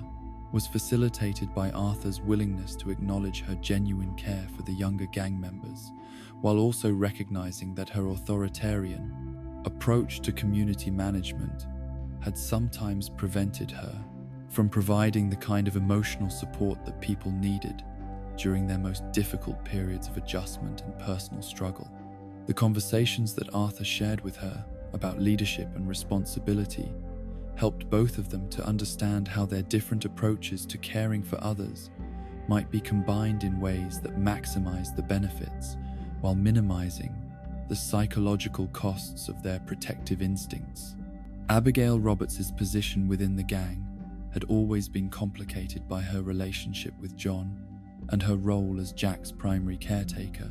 creating a situation where her personal welfare was inevitably tied to the decisions and behavior of men whose commitment to fatherhood and domestic responsibility remained questionable,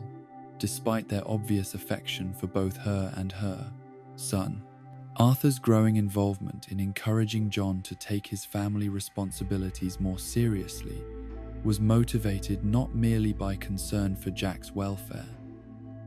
but by recognition that Abigail deserved a partner whose priorities reflected a genuine understanding of what family life required from those who chose to bring children into the world. The children within the gang's extended community represented Arthur's greatest source of both hope and anxiety during his final months, as he struggled to find ways to protect their innocence and provide them with opportunities for normal development, despite the violence and moral ambiguity that characterized their daily environment. Jack Marston's education and emotional well-being became particular focuses of Arthur's attention as he attempted to compensate for John's inadequate parenting, while also preparing the boy for a future that would hopefully involve considerably less exposure to criminal activity and its inevitable consequences. The fishing trips and conversations that Arthur shared with Jack during this period were motivated not merely by genuine affection for the child, but by his desperate desire to provide at least one young person with memories of adult guidance that emphasized kindness and moral responsibility rather than violence and expedient compromise. The stories that Arthur told and the lessons he attempted to impart during these quiet moments represented his attempt to plant seeds of ethical understanding that might grow into a more mature moral framework as Jack developed into adolescence and adulthood. Arthur's evolving relationship with John Marston during this period was perhaps the most complex and emotionally charged aspect of his journey toward redemption, as his previous antagonism toward his younger brother gradually transformed into something approaching paternal concern, mixed with desperate urgency about the limited time available for helping John develop into the kind of man that Abigail and Jack deserved to have as partner and father. The harsh criticism and constant pressure that had characterized their interactions during earlier years gave way to more patient instruction and encouragement, though Arthur's awareness of his own mortality made it difficult for him to maintain the long-term perspective that effective mentorship typically required. The practical lessons that Arthur attempted to teach John about responsibility and commitment were complicated by his recognition that his own life provided a somewhat problematic model for the kind of domestic stability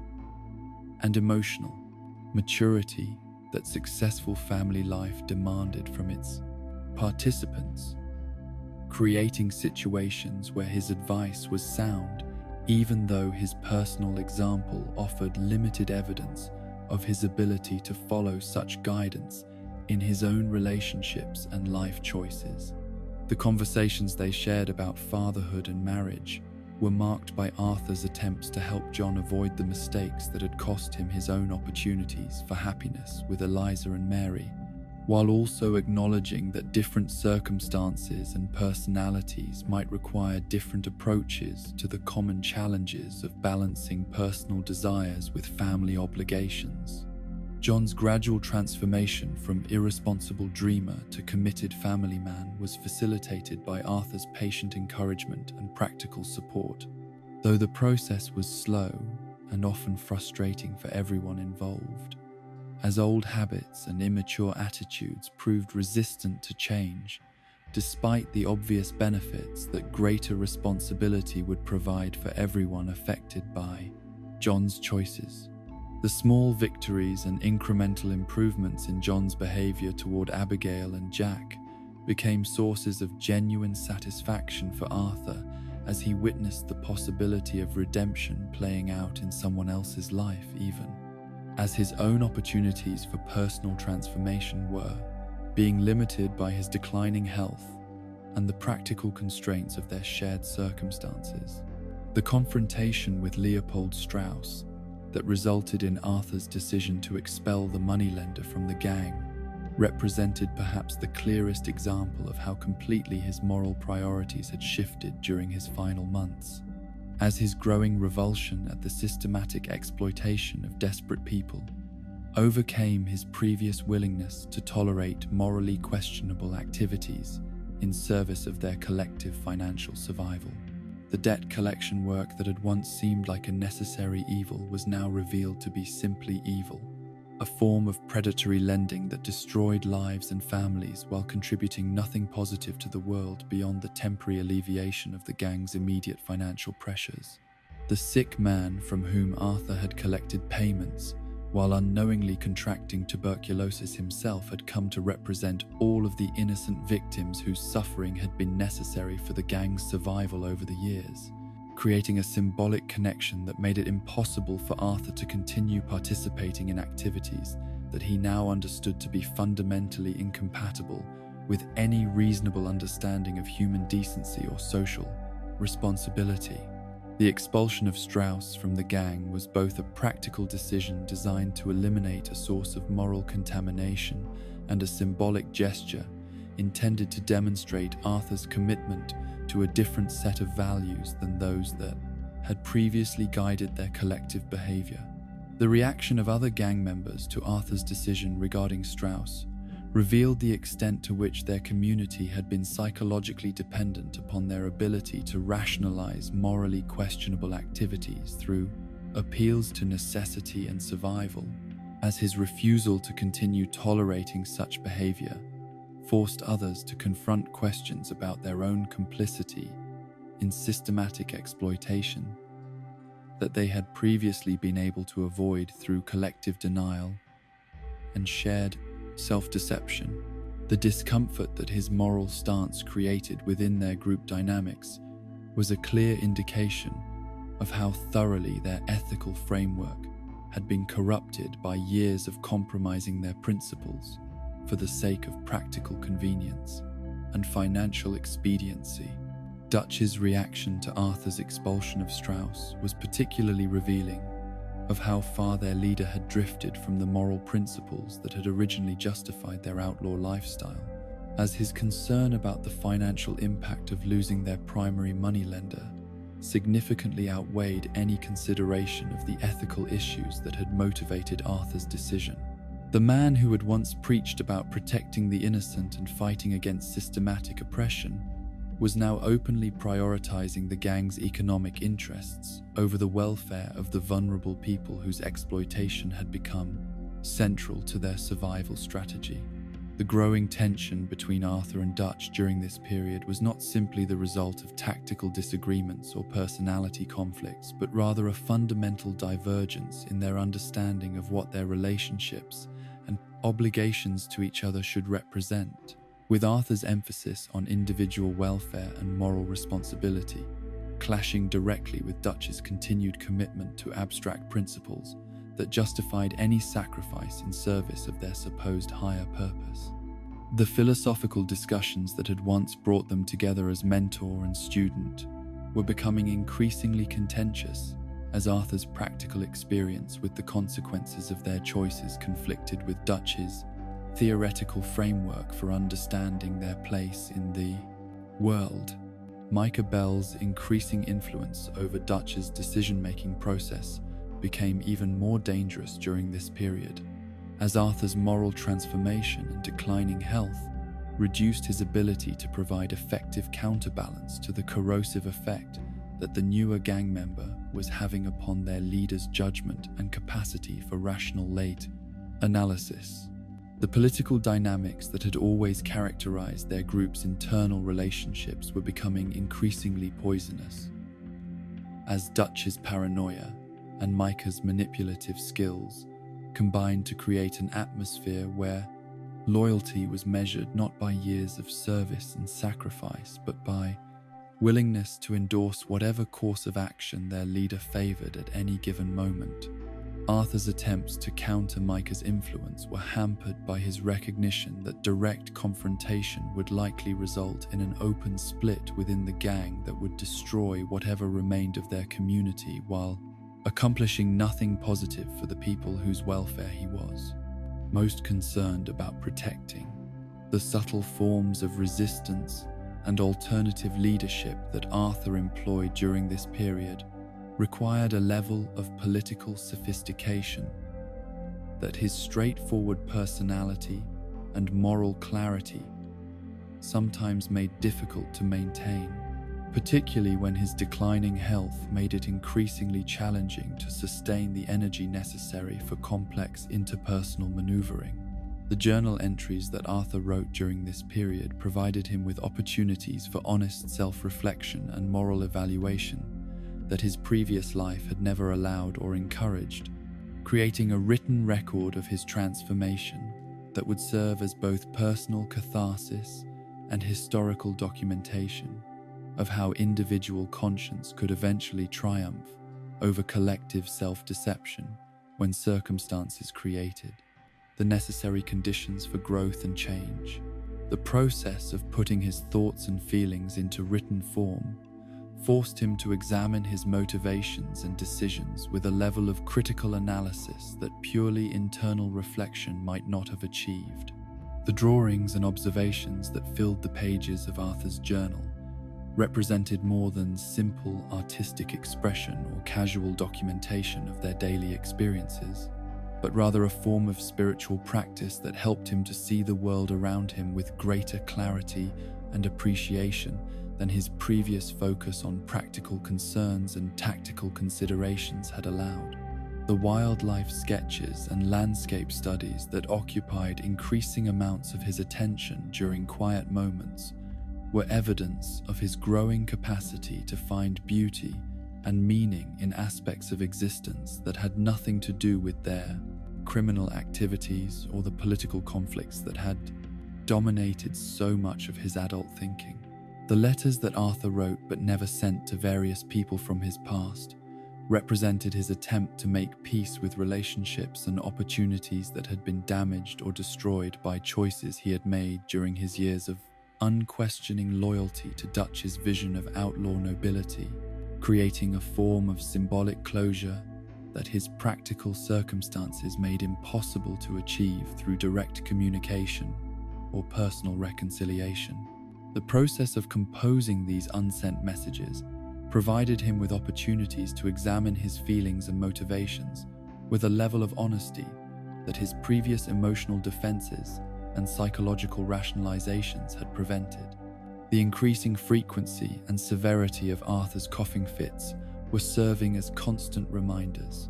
not merely of his mortality, but of the limited time available for accomplishing whatever good he might still be capable of achieving. During his remaining months,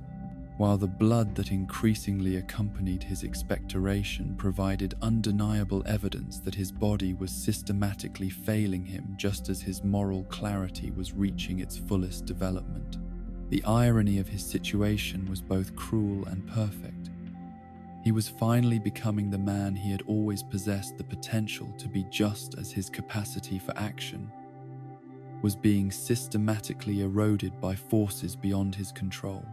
The conversations that Arthur had with himself during the long nights when sleep was made difficult by physical discomfort and psychological turmoil were gradually clarifying his understanding of what kind of legacy he wanted to leave behind for those who would survive him, as he came to realize that his own salvation was far less important than his ability to help others avoid the mistakes that had cost him so many years of meaningful existence. The dying man was finally learning to live for purposes larger than his own survival and comfort, though the timing of this transformation ensured that its full flowering would necessarily be brief, and its ultimate impact would be measured not in personal satisfaction, but in what he might accomplish for others during whatever time remained to him. The final stand that Arthur Morgan would make against the forces of corruption and moral decay that had consumed his chosen family was not the dramatic confrontation between clearly defined enemies that simpler tales of heroism might provide, but rather the agonizing process by which a dying man attempted to save those he loved from the consequences of choices they had made together during decades of shared rebellion against a world that seemed designed to crush anyone who dared to live according to principles other than those sanctioned by wealth and institutional power. The gang's final days at Beaver Hollow were characterized not by the noble defiance of righteous outlaws facing overwhelming odds, but by the petty squabbles and paranoid accusations of desperate people whose moral foundation had been so thoroughly eroded that they could no longer distinguish between loyalty and self-destruction. The camp that Dutch had established in the caves and clearings around Beaver Hollow was perhaps the most fitting symbol of what their grand experiment in outlaw nobility had ultimately produced, as the natural beauty of the location was systematically corrupted by the presence of people whose capacity for appreciating or protecting such beauty had been gradually destroyed by years of violence and moral compromise. The very landscape seemed to recoil from their presence, as if the accumulated weight of their crimes and betrayals had poisoned the earth itself and transformed what should have been a refuge into something that felt more like a tomb, waiting to receive the bodies of those who had lost their way, so completely that redemption seemed impossible. Arthur's desperate attempts to save those he could during these final weeks were hampered not merely by his declining physical condition, which made even simple tasks increasingly difficult and painful, but by the psychological dynamics that had developed within the gang as Dutch's paranoia and Micah's manipulation combined to create an atmosphere of suspicion and fear that made honest communication virtually impossible. The people who should have been working together to find solutions to their shared predicament were instead engaging in the kind of political maneuvering and personal attacks that ensured their collective destruction while preventing any individual from achieving the personal salvation that might still have been possible through decisive action and moral courage. The revelation of Micah as the traitor who had been feeding information to the Pinkerton Detective Agency represented both a vindication of Arthur's instinctive distrust of the man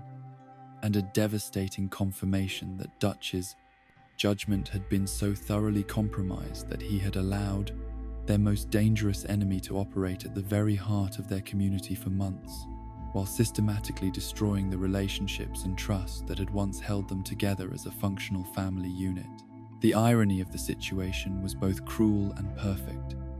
The man who had been most vocal about the importance of loyalty and solidarity had been systematically betraying both principles through his willingness to sacrifice genuine loyalty for the sake of maintaining his relationship with someone whose primary commitment was to his own survival and advancement. Arthur's confrontation with the reality of Micah's treachery was complicated by his recognition that Dutch's response to this revelation would serve as the ultimate test of whether any vestige of the man who had once been his mentor and father figure remained beneath the layers of paranoia and self-deception that had accumulated over the years of their increasingly desperate existence.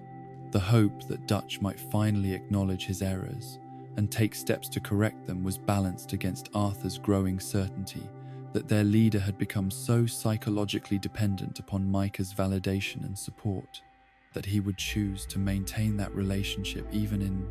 the face of overwhelming evidence of its destructive nature.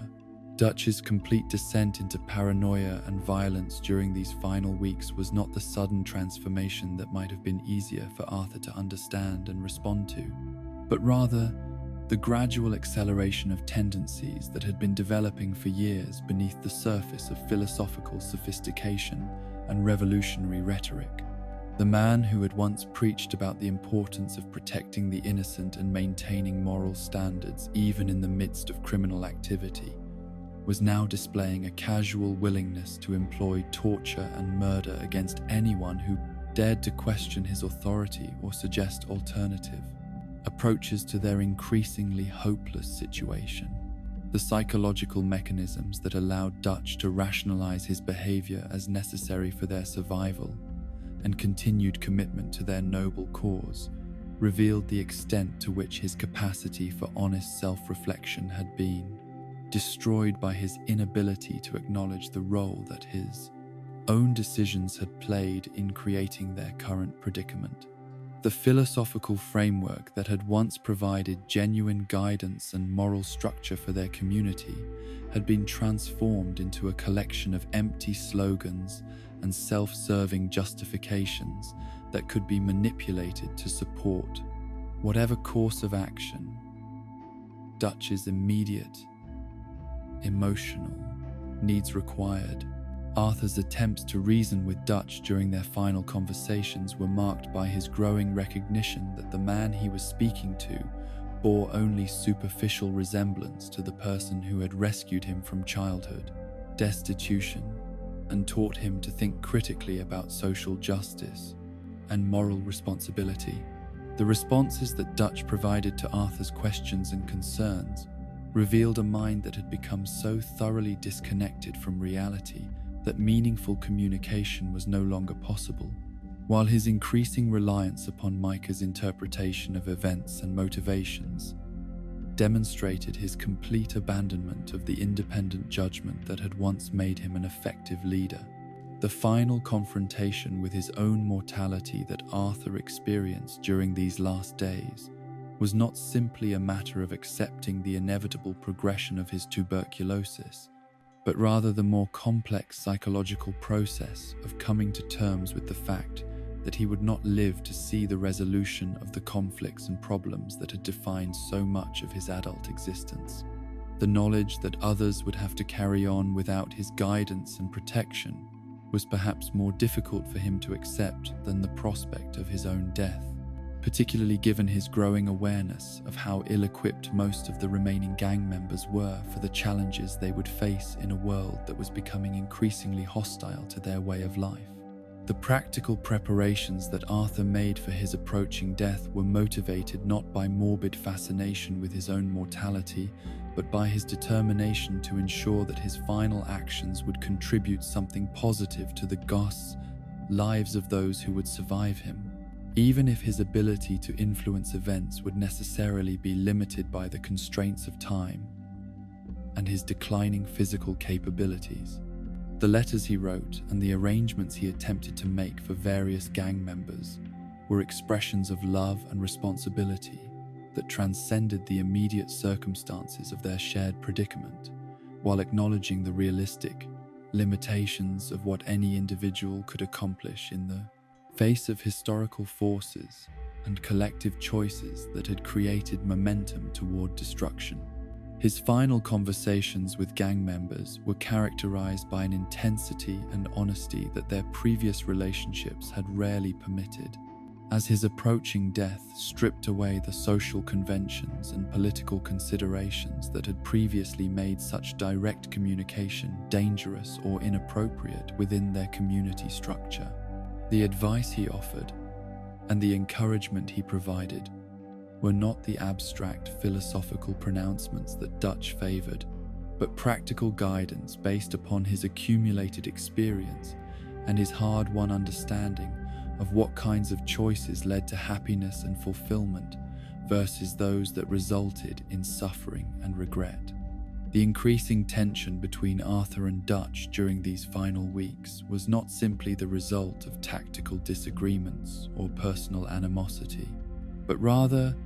the inevitable conflict between someone who had finally achieved moral clarity and someone who had become so invested in self-deception that honesty represented an existential threat to his psychological stability.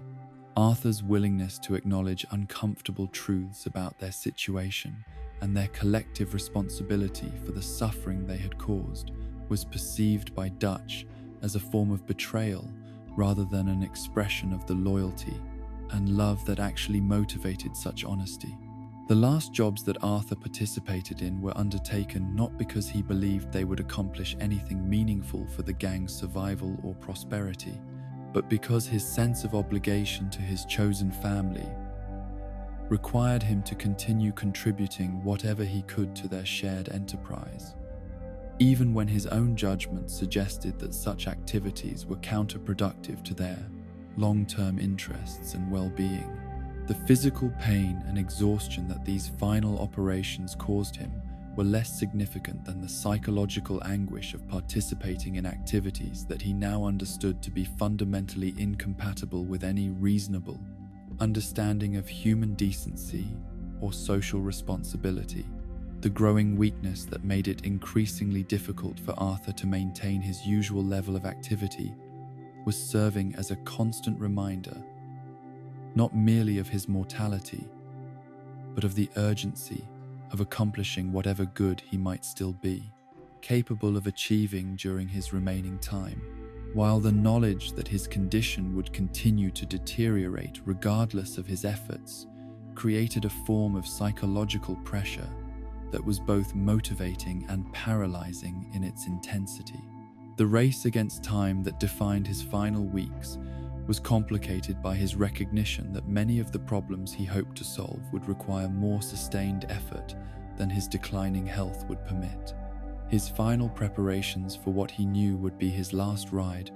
were marked by a combination of practical planning and emotional resignation that reflected his mature understanding of both the possibilities and limitations that his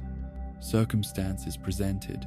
as he attempted to maximize whatever positive impact his final actions might have, while accepting that he would not live to see the full consequences of the choices he was making. The equipment he selected and the arrangements he made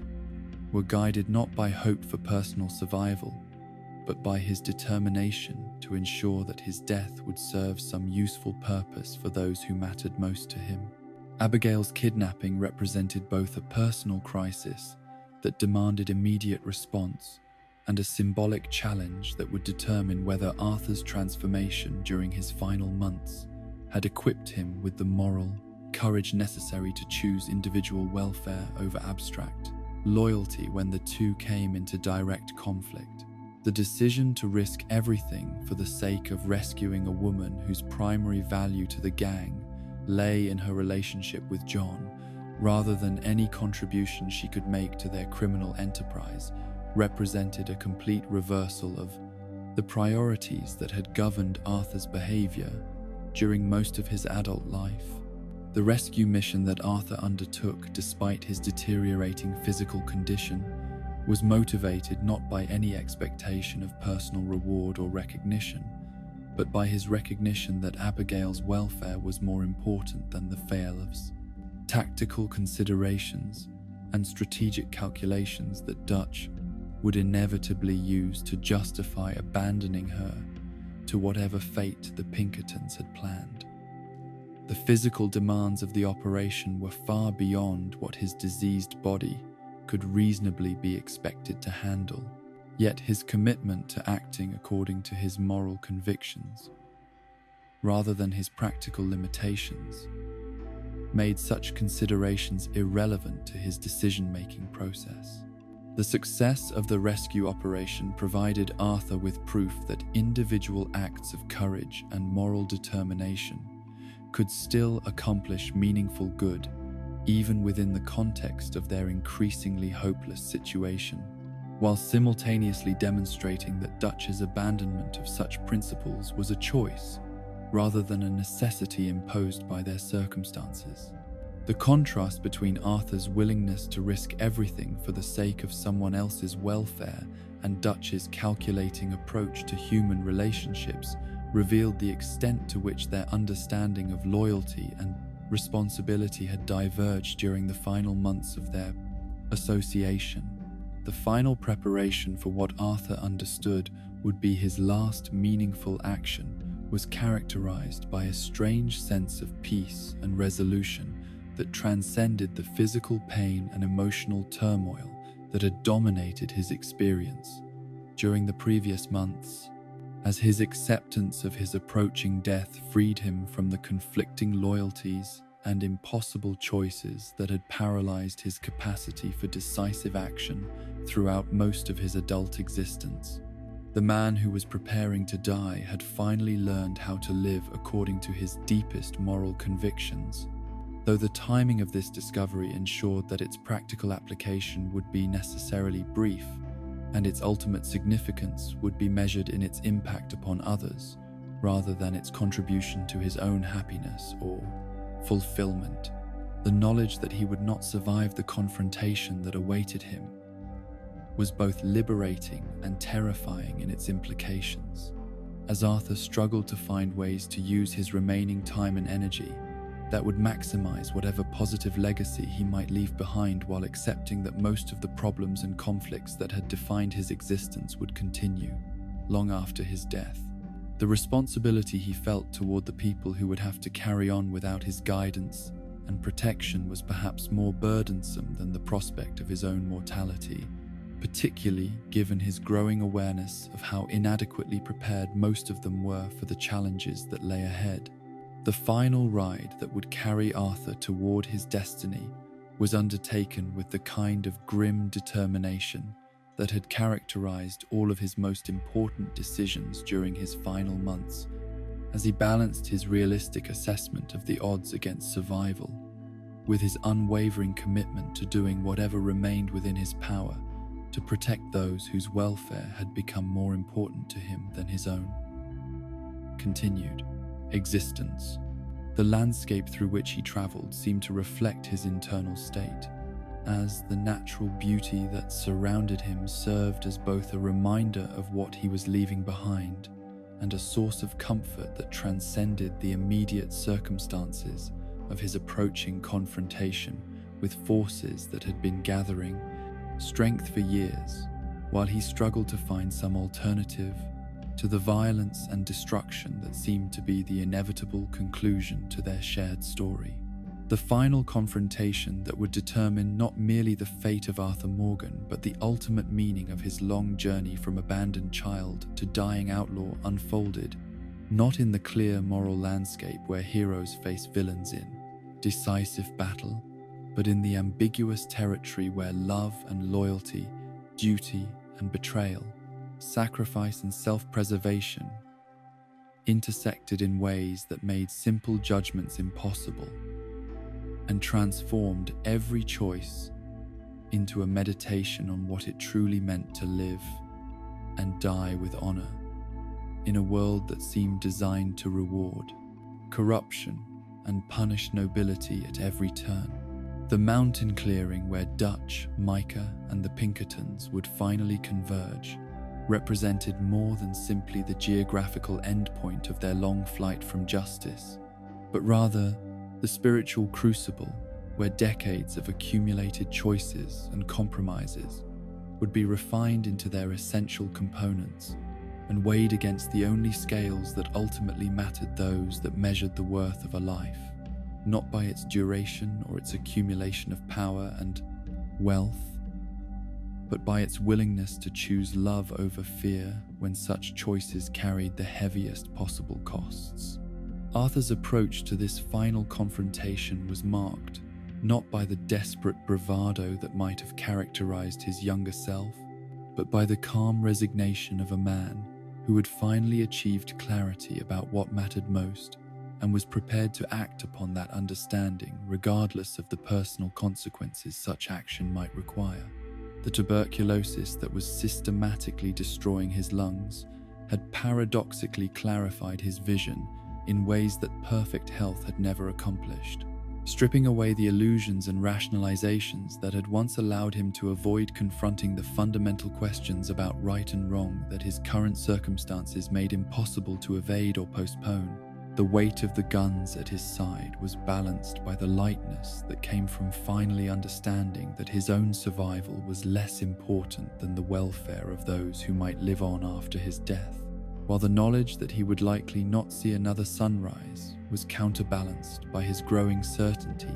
that the choices he made during these final hours would echo through the lives of people he cared about long after his voice had been permanently silenced by the disease that was consuming him from within. Dutch's presence at the mountain rendezvous represented both the fulfillment of Arthur's worst fears about what his mentor had become and the final opportunity to discover whether any trace remained of the man who had once rescued him from childhood desolation and taught him to believe that individual actions could make a meaningful difference in a world dominated by forces that seemed too large and impersonal for any single person to influence or resist.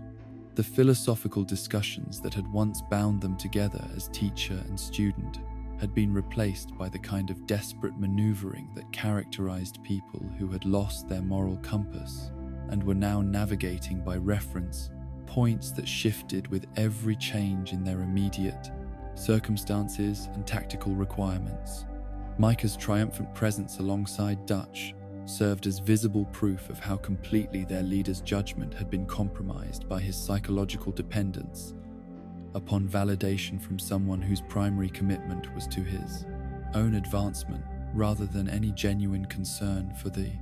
welfare of the gang or the principles they had once claimed to represent. The man who had spent months systematically poisoning their community's internal relationships while simultaneously feeding information to their enemies now stood as Dutch's most trusted advisor, a position that represented both the culmination of his patient manipulation and the final evidence of how thoroughly their noble experiment in outlaw brotherhood had been corrupted by forces that none of them had been wise enough to recognize and resist. The Pinkerton agents who surrounded the clearing represented more than simply the law enforcement apparatus that had been pursuing them across multiple states and territories, but rather the physical manifestation of a social order that had never acknowledged the legitimacy of their rebellion or recognized the validity of their complaints about systemic injustice and economic oppression. Agent Milton's personal vendetta against Dutch and the gang was motivated not merely by professional obligation, but by genuine moral outrage at the level of violence and chaos they had brought to communities whose only crime had been existing in the path of their increasingly desperate attempts to maintain their chosen way of life. The irony of the situation was that Arthur found himself more sympathetic to the Pinkertons' perspective than to that of his own chosen family, as his recent moral transformation had taught him to evaluate actions by their consequences for innocent people, rather than by their adherence to abstract principles about social justice and revolutionary resistance. The agents who had come to kill or capture them were serving a corrupt system, but they were also protecting ordinary citizens whose lives had been disrupted or destroyed by the gang's activities, creating a moral complexity that his younger self would never have been capable of recognizing or acknowledging. The confrontation itself unfolded with the inexorable logic of Greek tragedy, as each participant acted according to their established character and deepest convictions, while simultaneously contributing to an outcome that none of them had consciously chosen, but all of them had made inevitable through the accumulated, weight of their previous decisions and moral compromises. Dutch's inability to acknowledge his own role in creating their current predicament made it impossible for him to find any solution beyond continued violence and desperate flight, while Micah's commitment to his own survival ensured that he would continue to manipulate their leader in ways that served his immediate interests while destroying whatever remained of their community's cohesion and moral foundation. Arthur's choice to help Jon escape rather than pursue the money that represented their only hope for financial security and comfortable retirement was not the product of sudden moral awakening or dramatic conversion experience, but rather the natural consequence of months of gradual transformation,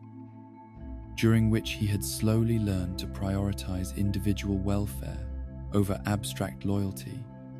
and to measure the worth of his actions by their impact upon specific people, rather than their contribution to philosophical principles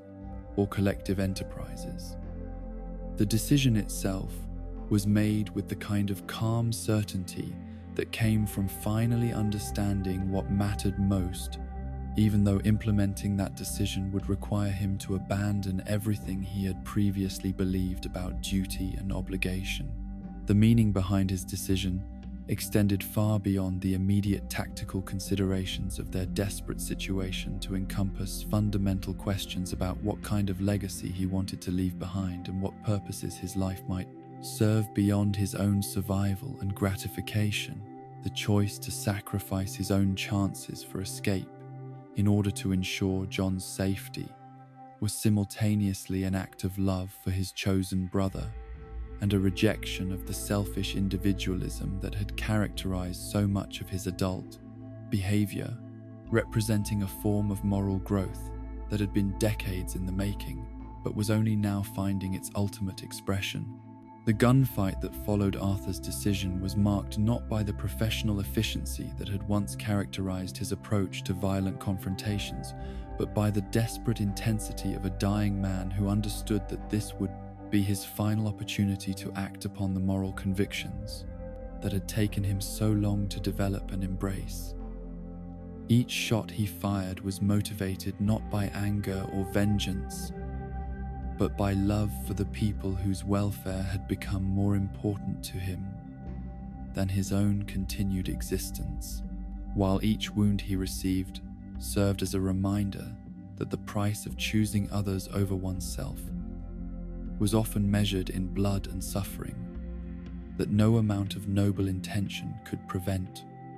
or minimize. The physical pain that Arthur experienced during these final moments of combat was insignificant compared to the spiritual relief that came from finally acting in complete accordance with his deepest moral instincts,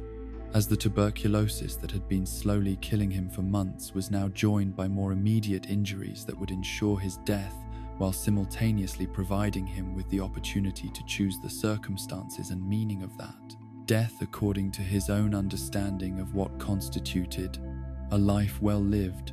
and a death worthy of the sacrifices that had made it possible. Dutch's behavior during the final confrontation revealed the complete extent of his psychological deterioration, as his inability to distinguish between loyalty to principles and loyalty to individuals made it impossible for him to recognize that Arthur's actions represented the purest expression of everything he had once claimed to value about their shared enterprise. The man who had spent decades preaching about the importance of choosing family over material considerations was now unable to understand why Arthur would risk everything to save Jon, rather than pursue the money that might have allowed them all to disappear into comfortable obscurity. The betrayal that Dutch represented was not simply a matter of choosing sides in a conflict between law enforcement and criminal enterprise, but rather the abandonment of human relationships in favor of abstract concepts and material considerations that had gradually replaced genuine love and mutual responsibility as the organizing principles of his worldview. The philosopher who had once taught Arthur to think critically about social justice and moral obligation had become someone who could no longer recognize such principles when they were embodied in the actions of those who had learned his lessons better than he had retained them himself. Micah's role in the final confrontation was that of catalyst rather than primary antagonist, as his presence served to reveal character traits and moral positions that had been developing within other participants for months or years, but had never before been subjected to the kind of pressure that forced them into open expression and decisive action. The man who had systematically poisoned their community's internal relationships was now witnessing the final consequences of his manipulative efforts, though his own moral blindness prevented him from understanding that his apparent victory was actually a form of spiritual defeat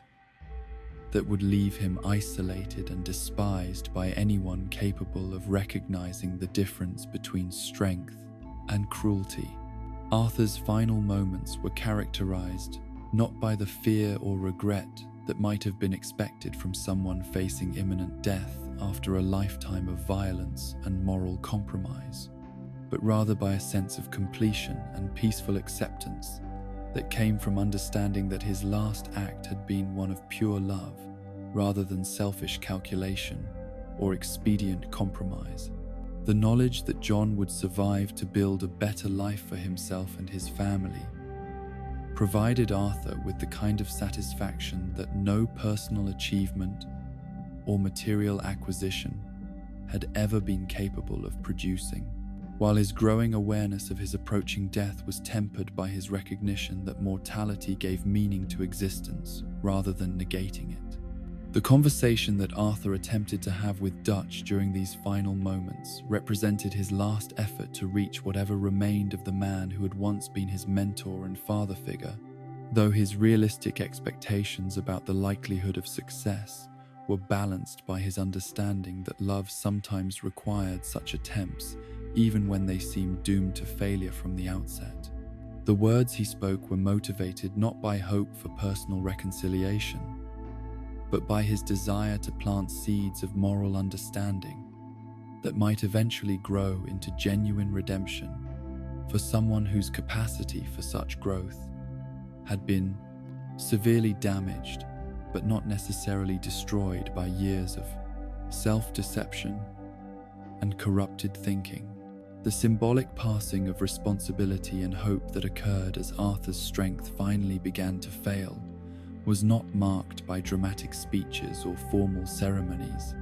but by the quiet understanding that passed between two men who had shared enough experiences and genuine affection that words were unnecessary for communicating the essential truths about love and sacrifice that circumstances had taught them both. The knowledge that John would carry forward whatever was best about their shared experience while leaving behind the corruption and violence that had destroyed so much of their potential for happiness, provided Arthur with the peace that came from understanding that individual lives could transcend their limitations through their impact upon others. His final words were chosen not for their philosophical profundity or poetic beauty, but for their practical value in helping John understand what kinds of choices would lead toward happiness and fulfillment, rather than the patterns of violence and moral compromise that had characterized so much of their shared history. The advice he offered was distilled from decades of hard-won experience and represented his attempt to compress a lifetime's worth of learning into the few sentences that his failing strength would allow him to speak with clarity and conviction. Arthur's death was both an ending and a beginning, as his final breath marked the conclusion of his personal journey, while simultaneously initiating processes of growth and change in others that would continue long after his body had returned to the earth that had sustained him throughout his brief and troubled existence. The mountain clearing where he died became both his grave and the birthplace of possibilities that his sacrifice had made available to people whose lives would be shaped by his example even though they might never fully understand the costs that had been paid to provide them with opportunities for choices that he himself had never been granted. The silence that settled over the clearing after Arthur's death was profound in ways that transcended mere absence of sound, as the very landscape seemed to acknowledge that something significant had occurred within its boundaries, something that would resonate through dimensions of existence that normal perception was not equipped to recognize or measure. The wind that stirred the trees and scattered the smoke from their weapons carried with it the whispers of transformation and renewal, speaking of cycles that encompassed individual lives while extending far beyond the boundaries of any single existence or generation. The immediate aftermath of Arthur's death was marked by the practical necessities of survival and escape that prevented those who remained from fully processing the magnitude of what had been lost and gained through his final sacrifice, though the impact of his choices would gradually reveal itself through the decisions and actions of people who had been touched by his example and were now faced with their own opportunities to choose between love and fear, service and selfishness, hope and despair, in circumstances that would test everything they had learned from their association with him. The weight of Arthur's redemption was measured not in his own salvation, which remained a matter between his soul and whatever forces governed such transactions, but in the liberation of others from patterns of violence and moral compromise that might otherwise have continued indefinitely, creating ripples of positive change that would extend far beyond anything he could have accomplished through purely personal transformation or individual moral perfection. The man who had discovered too late how to live had nonetheless learned in time how to die, in ways that served purposes larger than his own survival and more enduring than his own brief passage through the world of time and consequence. The legacy that Arthur Morgan left behind in the transformed life of John Marston was not the grand monument to heroic sacrifice that simpler tales might construct, but rather the quiet miracle of how one man's final act of selfless love could plant seeds of change that would grow slowly and imperfectly through years of struggle and gradual moral development, ultimately blossoming into the kind of ordinary family happiness that Arthur himself had never been able to achieve, but had died to make possible for someone whose welfare had become more important to him than his own. Continued existence.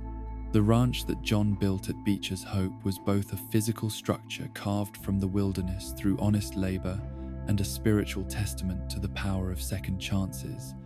representing the tangible fulfillment of dreams that had seemed impossibly distant during the dark years, when survival had required choices that gradually eroded the very foundations upon which meaningful life could be constructed. John's transformation from the irresponsible dreamer who had abandoned his family and fled from the obligations of fatherhood into the steady provider who built walls and mended fences while learning to find satisfaction in the daily routines of domestic life was accomplished, not through sudden conversion or dramatic revelation, but through the slow and often painful process of accepting responsibility for the welfare of others, even when such responsibility required him to sacrifice the romantic notions of freedom and adventure that had once defined his understanding of what it meant to live as a man worthy of respect and admiration from those whose opinions mattered most to him. The house that rose from the plains through John's labor was constructed board by board and stone by stone according to principles that Arthur had tried to teach him during their final conversations, as the practical skills of building and maintaining a homestead served as daily exercises in the kind of patience and long-term thinking that successful family life demanded from those who chose to commit themselves to purposes larger than their own immediate gratification and personal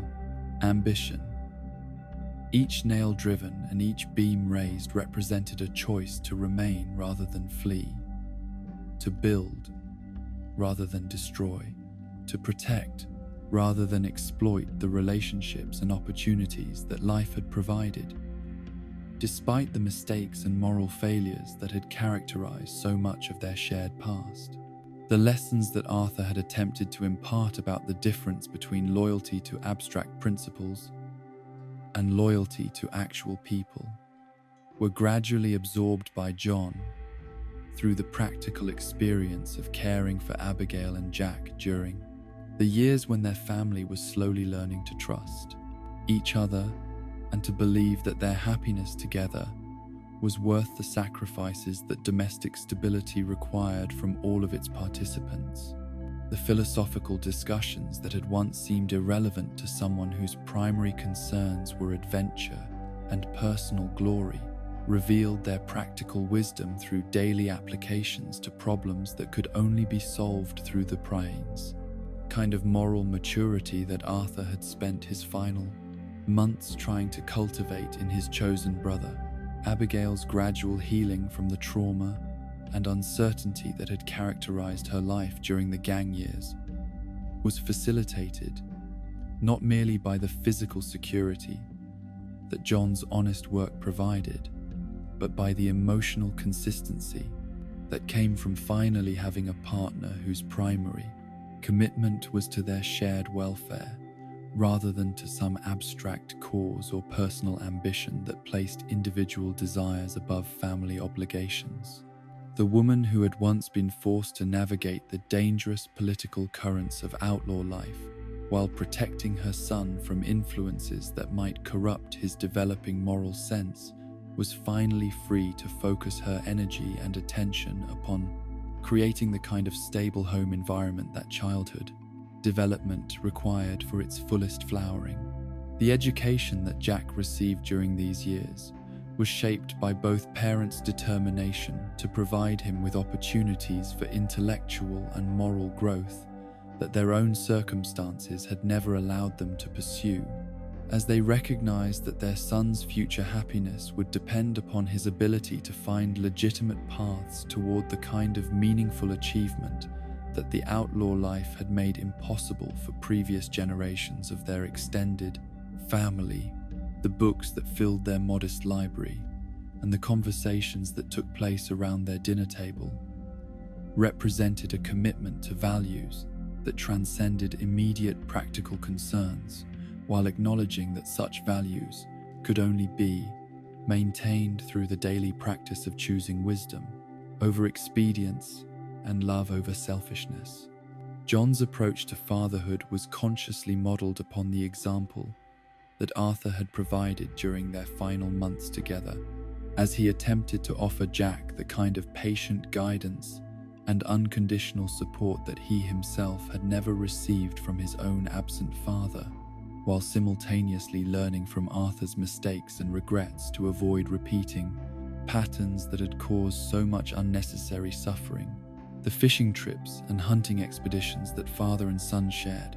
were opportunities for both instruction and bonding that strengthened their relationship while passing on practical skills and moral insights that would serve Jack well, regardless of what challenges his adult life might present.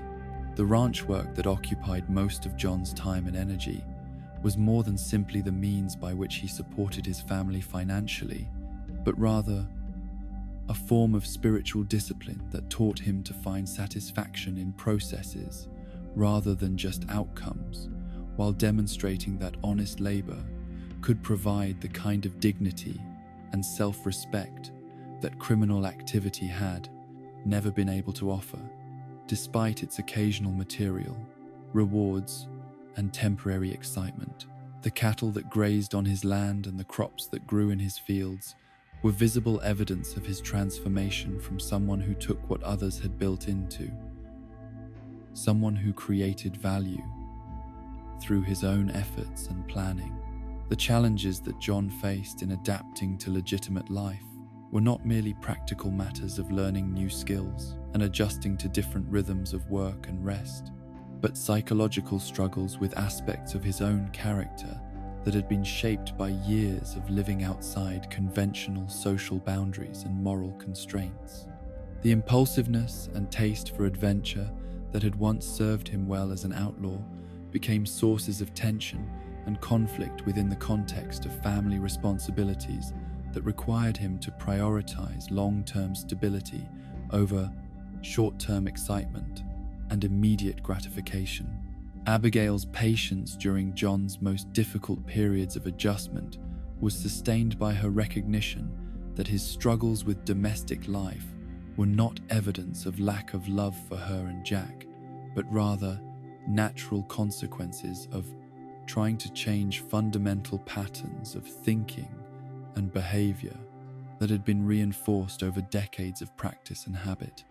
Her understanding that transformation was a gradual process that required forgiveness for temporary failures and encouragement for small successes provided the emotional foundation upon which John's eventual success as husband and father was built through countless daily choices to remain committed even when commitment felt burdensome or restrictive. The moments when John's old outlaw instincts threatened to reassert themselves served as tests of his commitment to the new life he was building, while also providing opportunities for him to demonstrate to himself and his family that he had genuinely internalized the lessons about responsibility and moral courage that Arthur had tried to teach him during their final conversations. The temptations to return to easier and more exciting ways of making money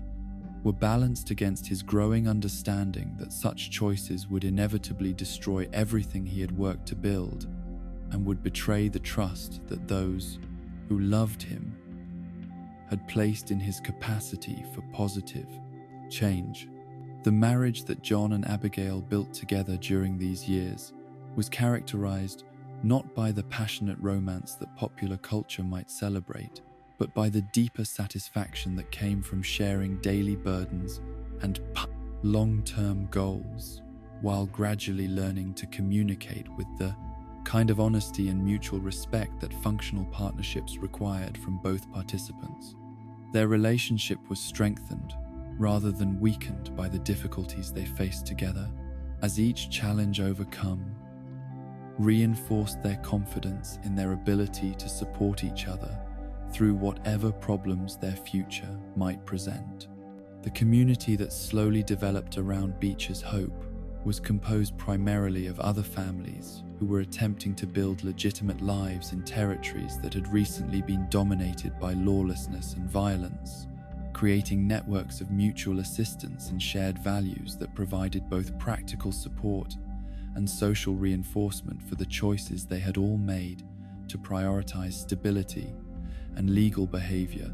over the more immediately profitable alternatives that remained available to those willing to accept the risks and moral costs of criminal activity. Charles Smith's occasional visits to the ranch provided John with opportunities to maintain connections to the better aspects of his outlaw past, while also receiving guidance and encouragement from someone whose moral compass had remained relatively intact throughout their shared trials, and whose perspective on their experiences offered insights that John's own emotional involvement sometimes prevented him from achieving independently. The conversations they shared about Arthur's sacrifice and its meaning helped John to understand his current circumstances within the larger context of redemption and moral growth that had motivated his friend's final actions. Sadie Adler's transformation into a bounty hunter represented a different path toward legitimacy than the one John had chosen, though her success in channeling her capacity for violence into legal pursuits provided him with proof that former outlaws could find ways to use their skills in service of justice rather than personal gain. Her occasional visits to Beecher's Hope served as reminders of the wider world beyond their domestic tranquility, while also demonstrating that different people might require different approaches to finding meaning and purpose in Fengti post-outlaw existence. The absence of news about Dutch and Micah during these early years at Beecher's Hope was both a relief and a source of ongoing anxiety for John, as he struggled to balance his desire to forget the traumatic aspects of his past with his recognition that unresolved conflicts might eventually intrude upon the peaceful existence he was building with his family. The uncertainty about whether his former associates might someday appear to threaten his new life created a low-level tension that influenced many of his decisions about security and preparation, while never completely overwhelming his betika, commitment to legitimate behavior and family priorities. When the inevitable crisis arrived in the form of Abigail's departure with Jack, John's response revealed the extent to which Arthur's lessons about the difference between loyalty to principles and loyalty to people had been internalized and integrated into his fundamental approach to problem-solving and moral decision-making. The choice to pursue his family, rather than seeking revenge or returning to criminal activities, demonstrated that his transformation had achieved sufficient depth to withstand the kind of pressure that might have caused him to revert to older patterns of behavior during earlier stages of his development. The solitary months that John spent working to improve the ranch while hoping for his family's return were perhaps the most crucial test of his commitment to the new life he had chosen, as the isolation and uncertainty might have justified or excused a return to the outlaw activities that had once provided him with both income and social connection. Instead, his response was to double down on his commitment to legitimate behavior, while working harder to address the personal failings and character defects that had contributed to the crisis in his marriage and family relationships. The development of John's skills as a rancher during this period was both a practical necessity for maintaining his property and livestock and a form of spiritual discipline that reinforced his understanding that meaningful achievement required sustained effort and patient attention to details that might seem insignificant individually, but were essential components of larger patterns of success and failure. The daily routines of feeding animals and maintaining equipment provided structure and purpose during a period when emotional turmoil might otherwise have led to destructive choices and self-defeating behaviors. The decision to pursue work as a bounty hunter while maintaining his ranch represented John's attempt to find legitimate uses for the skills and knowledge he had acquired during his outlaw years, while simultaneously earning the bows, additional income necessary for supporting his family and maintaining their property. The careful balance he struck between accepting assignments that served the cause of justice and avoiding those that might compromise his moral position or endanger his family demonstrated his growing sophistication in navigating the goes-when complex ethical terrain that characterized life on the farm, borderlands between civilization and wilderness. The success that John achieved in his bounty hunting work was based not merely upon his superior skills with weapons and tracking, but upon his ability to understand criminal psychology and predict the behavior of fugitives who were operating according to the same principles and assumptions that had once guided his own decisions and actions. The knowledge he had gained through years of living outside the law provided him with insights that conventional lawmen lacked, while his commitment to legal methods and legitimate authority prevented him from crossing the lines that separated justice from vigilante violence. The gradual accumulation of respect and trust within the broader community that surrounded Beecher's Hope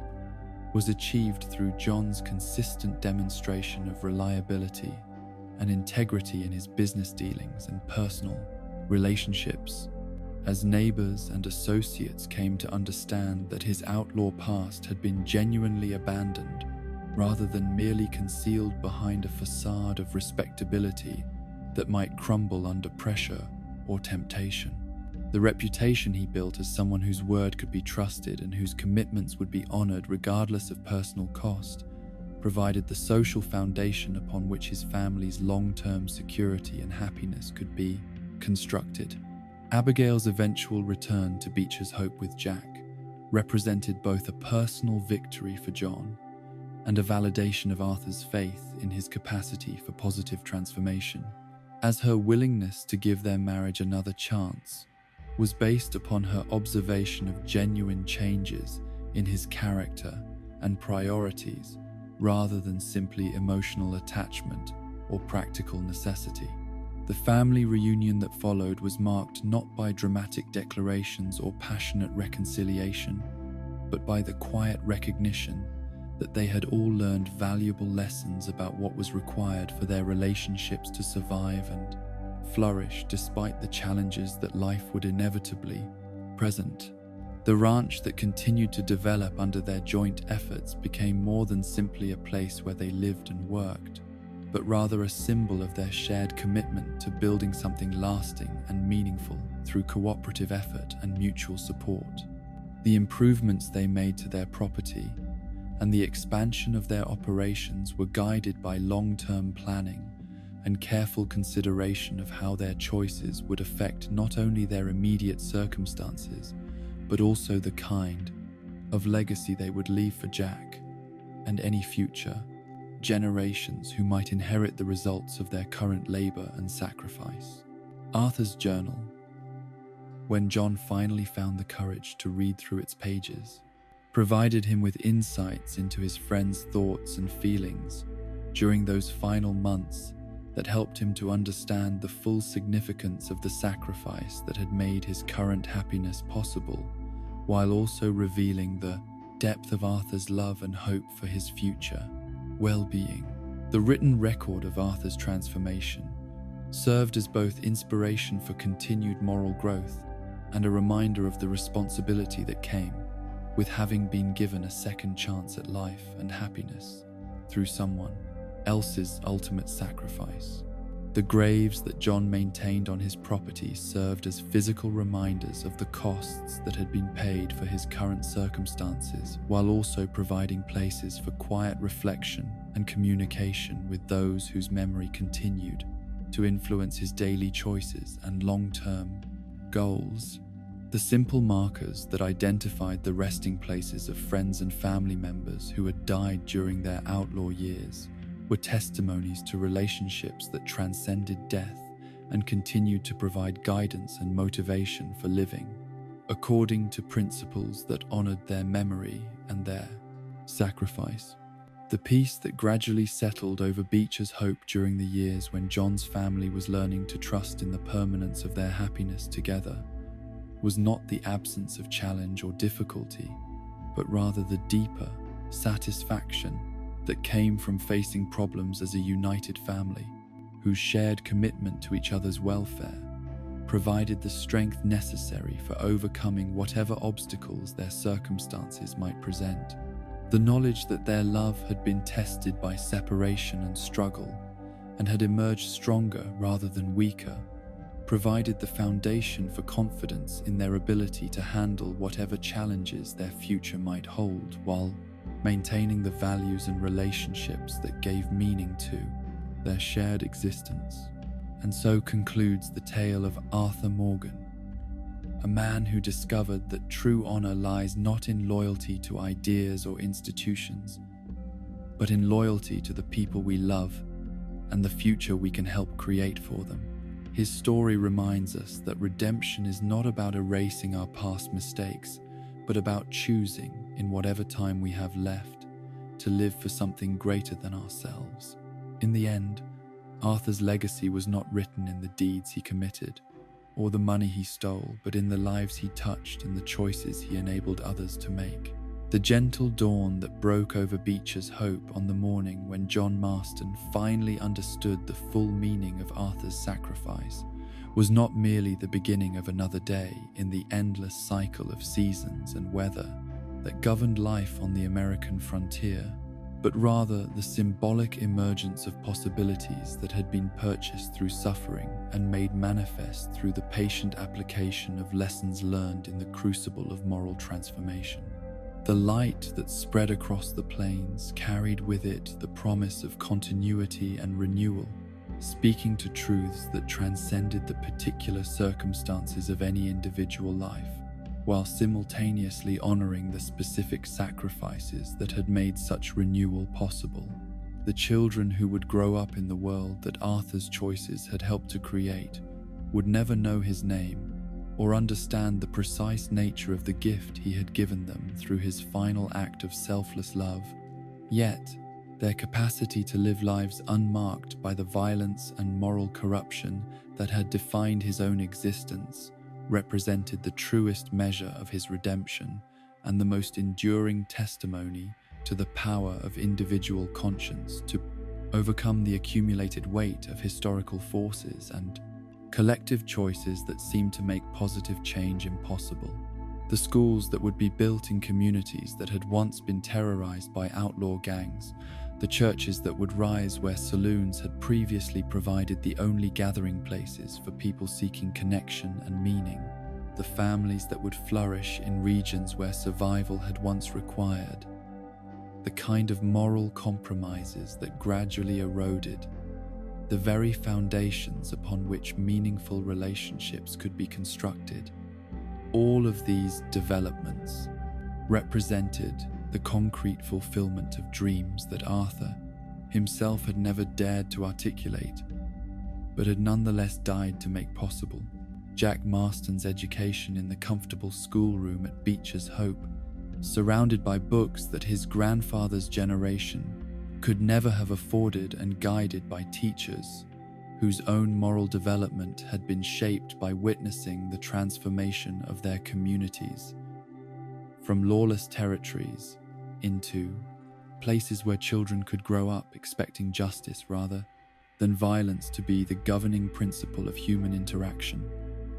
embodied the kind of intergenerational progress that Arthur's sacrifice had been intended to facilitate and protect. The young man who would emerge from this educational environment possessed advantages that neither his father nor Arthur had ever been granted.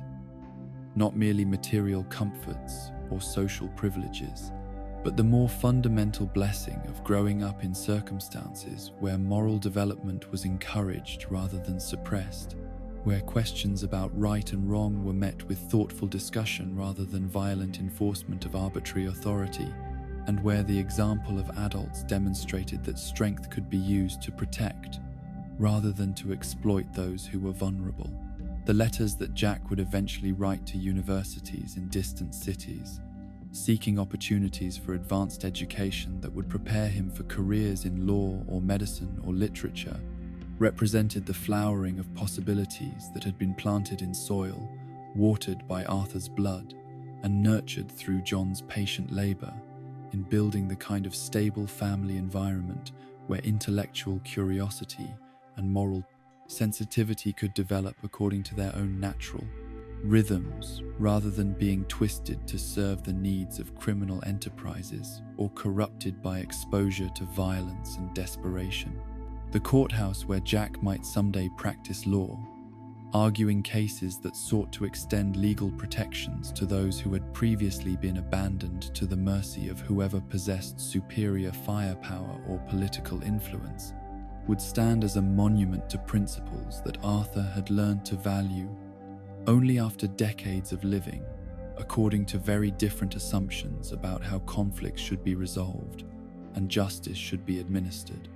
The transformation from a world where might made right to one where law attempted to serve the cause of genuine fairness represented exactly the kind of systemic change that Arthur's individual moral growth had been pointing toward during his final months. The medical practice that Jack might establish in some frontier town, treating patients regardless of their ability to pay and focusing his attention upon healing rather than profit, would embody the same commitment to placing human welfare above material gain that had motivated Arthur's decision to help others escape the outlaw life, even when such assistance reduced his own chances for survival and security. The skills that would save lives and alleviate suffering in that distant future were made possible by educational opportunities that existed only because Arthur had chosen to die for John's family rather than live for the money that chosen to die might have funded his own comfortable retirement. The novels that Jack might write, telling stories that captured the moral complexity of life on the American frontier while avoiding the romantic mythologizing that often obscured the real costs of violence and lawlessness, would represent a form of testimony that honored both the genuine nobility that had existed within outlaw communities and the terrible damage that such communities had inflicted upon innocent people who had been caught in the crossfire of their conflicts with established authority. The literary legacy that might emerge from Arthur's sacrifice would serve future generations as a reminder of both the possibilities and the limitations inherent in individual efforts to create justice through violent resistance to systematic oppression. The grandchildren who might someday play in the gardens at Beecher's Hope, their laughter echoing across fields that had once witnessed desperate gunfights between outlaws and lawmen, would inherit a world where such violence had been replaced by legal mechanisms for resolving disputes and addressing grievances, where the energy that had once been channeled into criminal activity was now directed toward productive enterprises that created value rather than simply redistributing it through force and intimidation. The stories that these future generations would tell about their family history would necessarily be incomplete, lacking the intimate knowledge of Arthur's internal struggles and moral development that would be required for a complete understanding of how their current circumstances had been made possible. Yet the very existence of stable and loving families in communities where law and order provided security for honest citizens represented the fulfillment of everything Arthur had hoped to accomplish through his final choices, even if the specific mechanisms by which his sacrifice had produced such results remained largely invisible to those who benefited from them. The churches where Jack's children might worship, hearing sermons about forgiveness and redemption that were grounded in genuine understanding of what such concepts required from both individuals and communities, would provide spiritual guidance that Arthur himself had never received during his lifetime, but had nonetheless embodied through his willingness to choose love over vengeance when such choices carried the heaviest possible costs. The religious communities that would emerge in regions once dominated by violence and lawlessness would serve as institutional expressions of the same moral insights that Arthur had discovered through personal experience and had tried to pass on to others through his example and his final sacrifice. The peace that would eventually settle over territories that had once been battlegrounds between competing visions of how society should be organized was not the simple absence of conflict, but the more profound satisfaction that came from communities where different groups could coexist according to principles of mutual respect and legal equality, rather than being forced to resolve their differences through violence and intimidation. The transformation from frontier lawlessness to civilized order represented exactly the kind of social progress that Arthur's individual moral growth had been unconsciously preparing him to serve through his ultimate sacrifice. The winds that would blow across these peaceful landscapes in years to come would carry with them the whispers of those who had given their lives so that future generations might inherit better choices than had been available to previous inhabitants of these territories, while the natural beauty that had been preserved through the establishment of legal protections and environmental stewardship would serve as a reminder that individual actions could indeed influence historical processes in ways that transcended the apparent limitations of any single life or generation. Arthur's journal, when it was eventually discovered and preserved as a historical document that provided insights into the psychological and moral development of someone who had lived through the transformation from frontier lawlessness to civilized order, would offer future students and scholars evidence that even those who had participated in activities that cause genuine harm to innocent people retain the capacity for moral growth and positive contribution to social progress when circumstances created opportunities for such development, and when individual courage proved sufficient to overcome the psychological and social pressures that made such growth difficult to achieve and sustain. The museum where Arthur's belongings might someday be displayed, offering visitors opportunities to learn about the complexities of life during the period when the American frontier was being transformed from wilderness into settled communities governed by law rather than violence, would serve as an educational institution that honored both the genuine struggles of people who had been caught between different historical epochs and the moral courage that had been required for individuals to choose principles over expedience when such choices carried significant personal costs and offered no guarantee of recognition or reward. As you drift towards sleep, carry with you the knowledge that it is never too late to choose differently, to prioritize love over loyalty to harmful systems,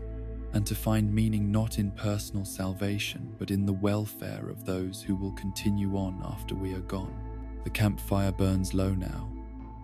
The stars wheel overhead in their eternal patterns, and somewhere in the distance, the sound of a harmonica carries on the night wind, playing a gentle tune for those who have found peace at last in having lived, finally, for others rather than themselves. The age of Arthur Morgan has ended, but the age of whatever grows from the seeds of his sacrifice continues to unfold in ways that no single mind could have envisioned and no individual will could have controlled, spreading through dimensions of time and influence that extend far beyond the boundaries of any particular story or the limitations of any specific historical moment, carrying forward the eternal promise that love, when expressed through genuine sacrifice, proves stronger than hatred and more enduring than the forces that seek to reduce human existence to nothing more than a struggle for survival and dominance over others who share our brief passage through this world of beauty and suffering, hope and despair, meaning and confusion, where every choice echoes through eternity, and every act of kindness plants seeds that may bloom in gardens we will never see, but that will shelter those who come after us in the endless procession of souls, seeking light in the darkness, and finding it, sometimes, in the most unexpected places and through the most unlikely instruments of grace.